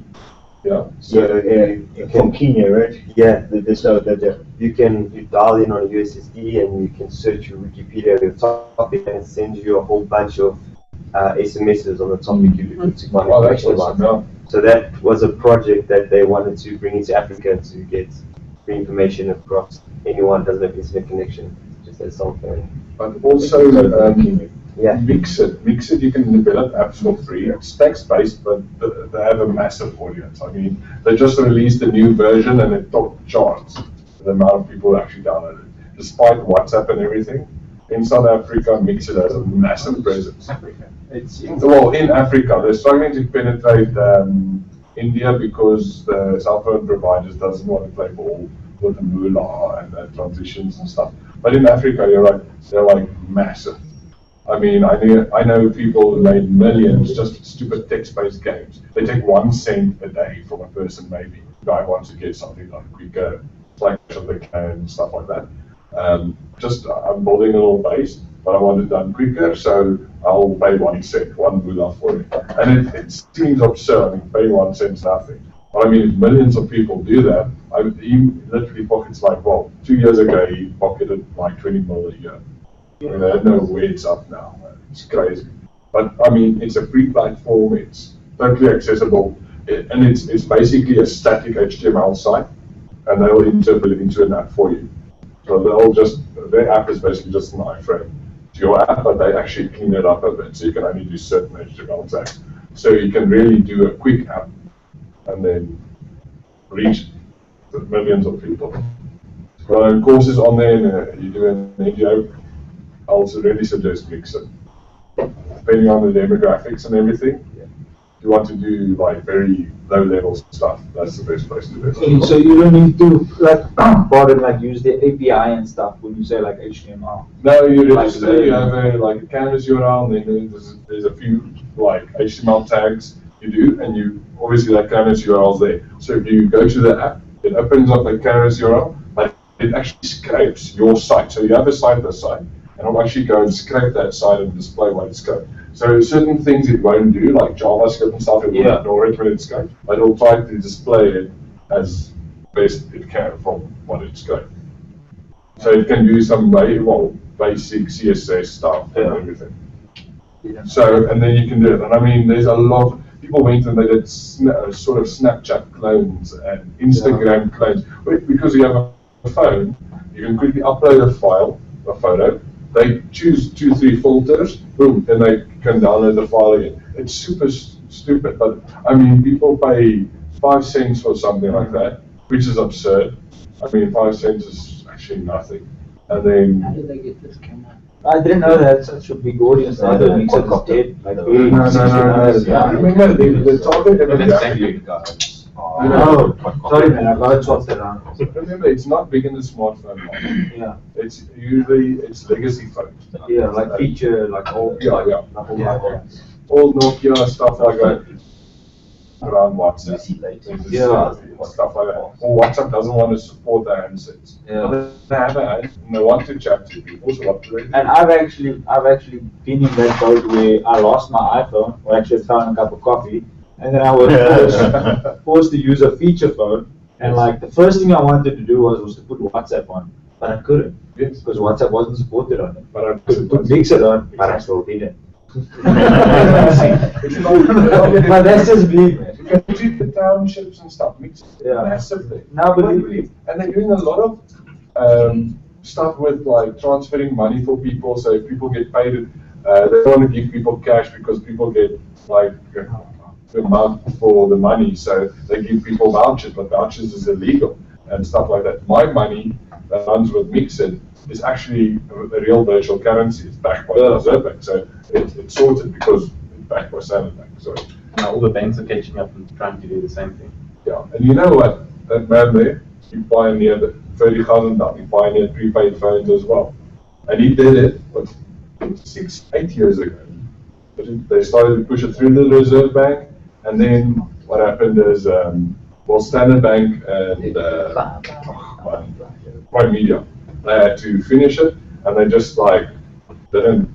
And now Google, Amazon, everyone is trying to get on board. Now at Lollapalooza, they're actually trying. Lollapalooza is one of the biggest musical festivals in the world. They're trying what it's been running and not been copied for the last 3-4 years, which is bracelets and cards that you can actually use to do payments at stores, shops, buy merchandise. If I want a burger, I just like upload a lot of money on my bracelet and I just swipe my bracelet, stuff like that. You know, we used to do that in nightclubs in the 90s. We had black label beans. Because we didn't have a license, we only sold the beans. But you get a free black label. Yes. But now they have this digital thing, so people can transfer money for each other and everything. Because cash is a mission at these festivals. People lose cash, ATMs run out of money, all that. But the only restriction is with this like My Money stuff. It's obviously Signal. If you have enough base stations there, that's not an issue. And transactions through My Money.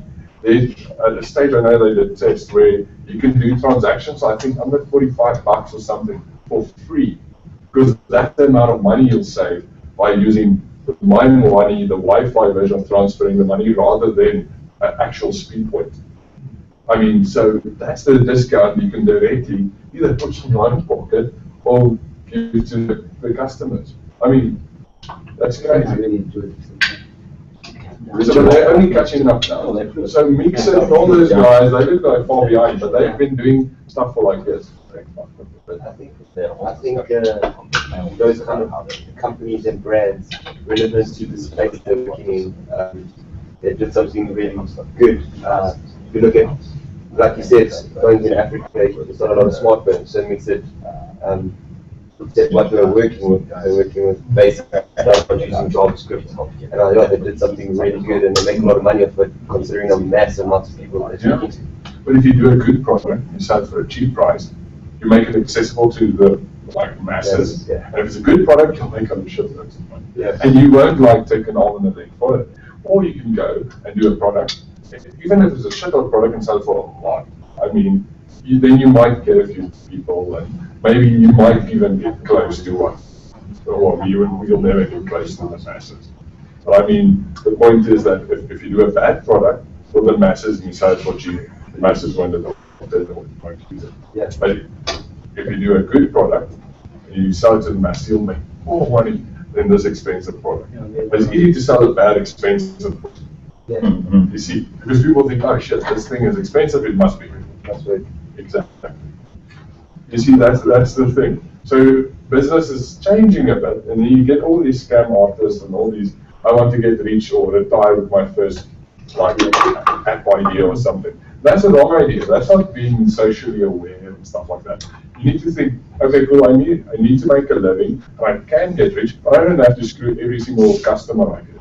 Well, it depends on what kind of work you're doing. But still,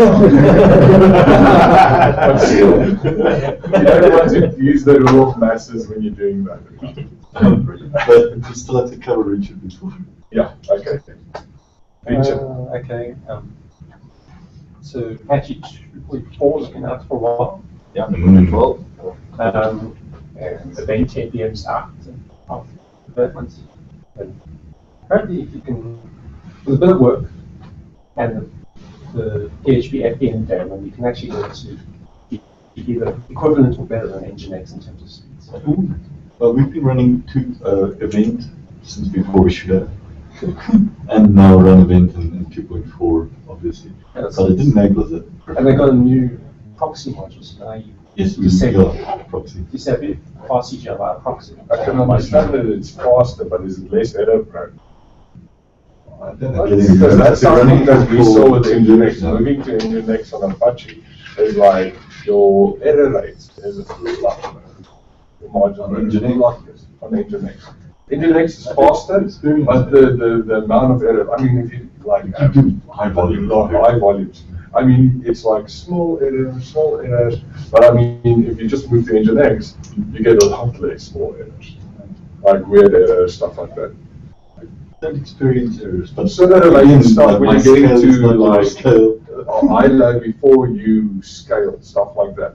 I mean, just before you scale, you can't set the scale tolerance at like 40% and then expect a spike, or if it's at 40%, you can easily scale a lot, which is absurd. You set it at something like 80%, but sometimes there's a article in the newspaper, and that morning or something on the radio, all of a sudden that 80%, it starts at 50 and then skyrockets past 80 in like 5-10 minutes before your other instances can boot up. Yes. So, I mean, we can run it but on 2.2 you couldn't. Yeah, I think it was 2.2. Mod proxy wasn't. You had to use a TCP socket for the proxy connection. So I used to use a file socket before. I used to use a file socket, and then they didn't support file sockets for a little while with that, and then now with 14.04, they've got 2.4 out, and it's great. Back to file sockets. It's really awesome. It's much nicer and smoother than just tapes. The proxy connections, the TCP connections, the proxy wasn't so great. Nginx and Speedy has been good to us. So. Yes, that other thing, Speed is now in production. Yay! HTTP 2.0, right? Yeah. They're pushing for it, so it's going to be that. But so pretty soon everyone's going to get that speed benefit, and it's the easiest flipping thing to install on your server, except if you have Node. And the SSH. No, you need that. Yeah, no, too, but I mean, it's still that's the easiest. For company sites, live traffic, that's actually a big one. But then you lose out. You have to do clever stuff with like varnish and stuff. I've been doing some cool stuff with varnish. Yeah, like we have some, I wouldn't say issues, but we've been sidestepping some varnish stuff because of all the what's DD and the. Have you tried the new varnish 4 that's just been released in the last 2 months? No. That's got streaming without proxy. Okay. So the nice thing is, so varnish, when you hit something, it needs to go into the cache before it can be served. With varnish 4, it will, while it's going into the cache, and that's why it's coming from your back end, it can be streaming it out at the same time, so it happens quicker, even quicker than. And we're doing tests. I did tests yesterday for the stuff we're moving over. I started an Nginx site, and I did a proxy through Varnish to Nginx, and I messed up the URL in the HTML because I'm not an HTML person, and I left both of them in, and I ramped up my JMeter on it. And I was like, oh look, I mean, maybe I should just use Nginx and all of this stuff. Until it started doubling up on the number of threads. Then Nginx just started climbing, and Varnish just sitting at 1% CPU utilization on a tiny instance in AWS. 1%. Like this. I was like, I started having problems. The Varnish logging started chewing up more processing power than the Varnish itself. I was like, 1%. Just what, dude, we had some funny issues. We have this one system, like we did queries on the databases and search indexing, everything.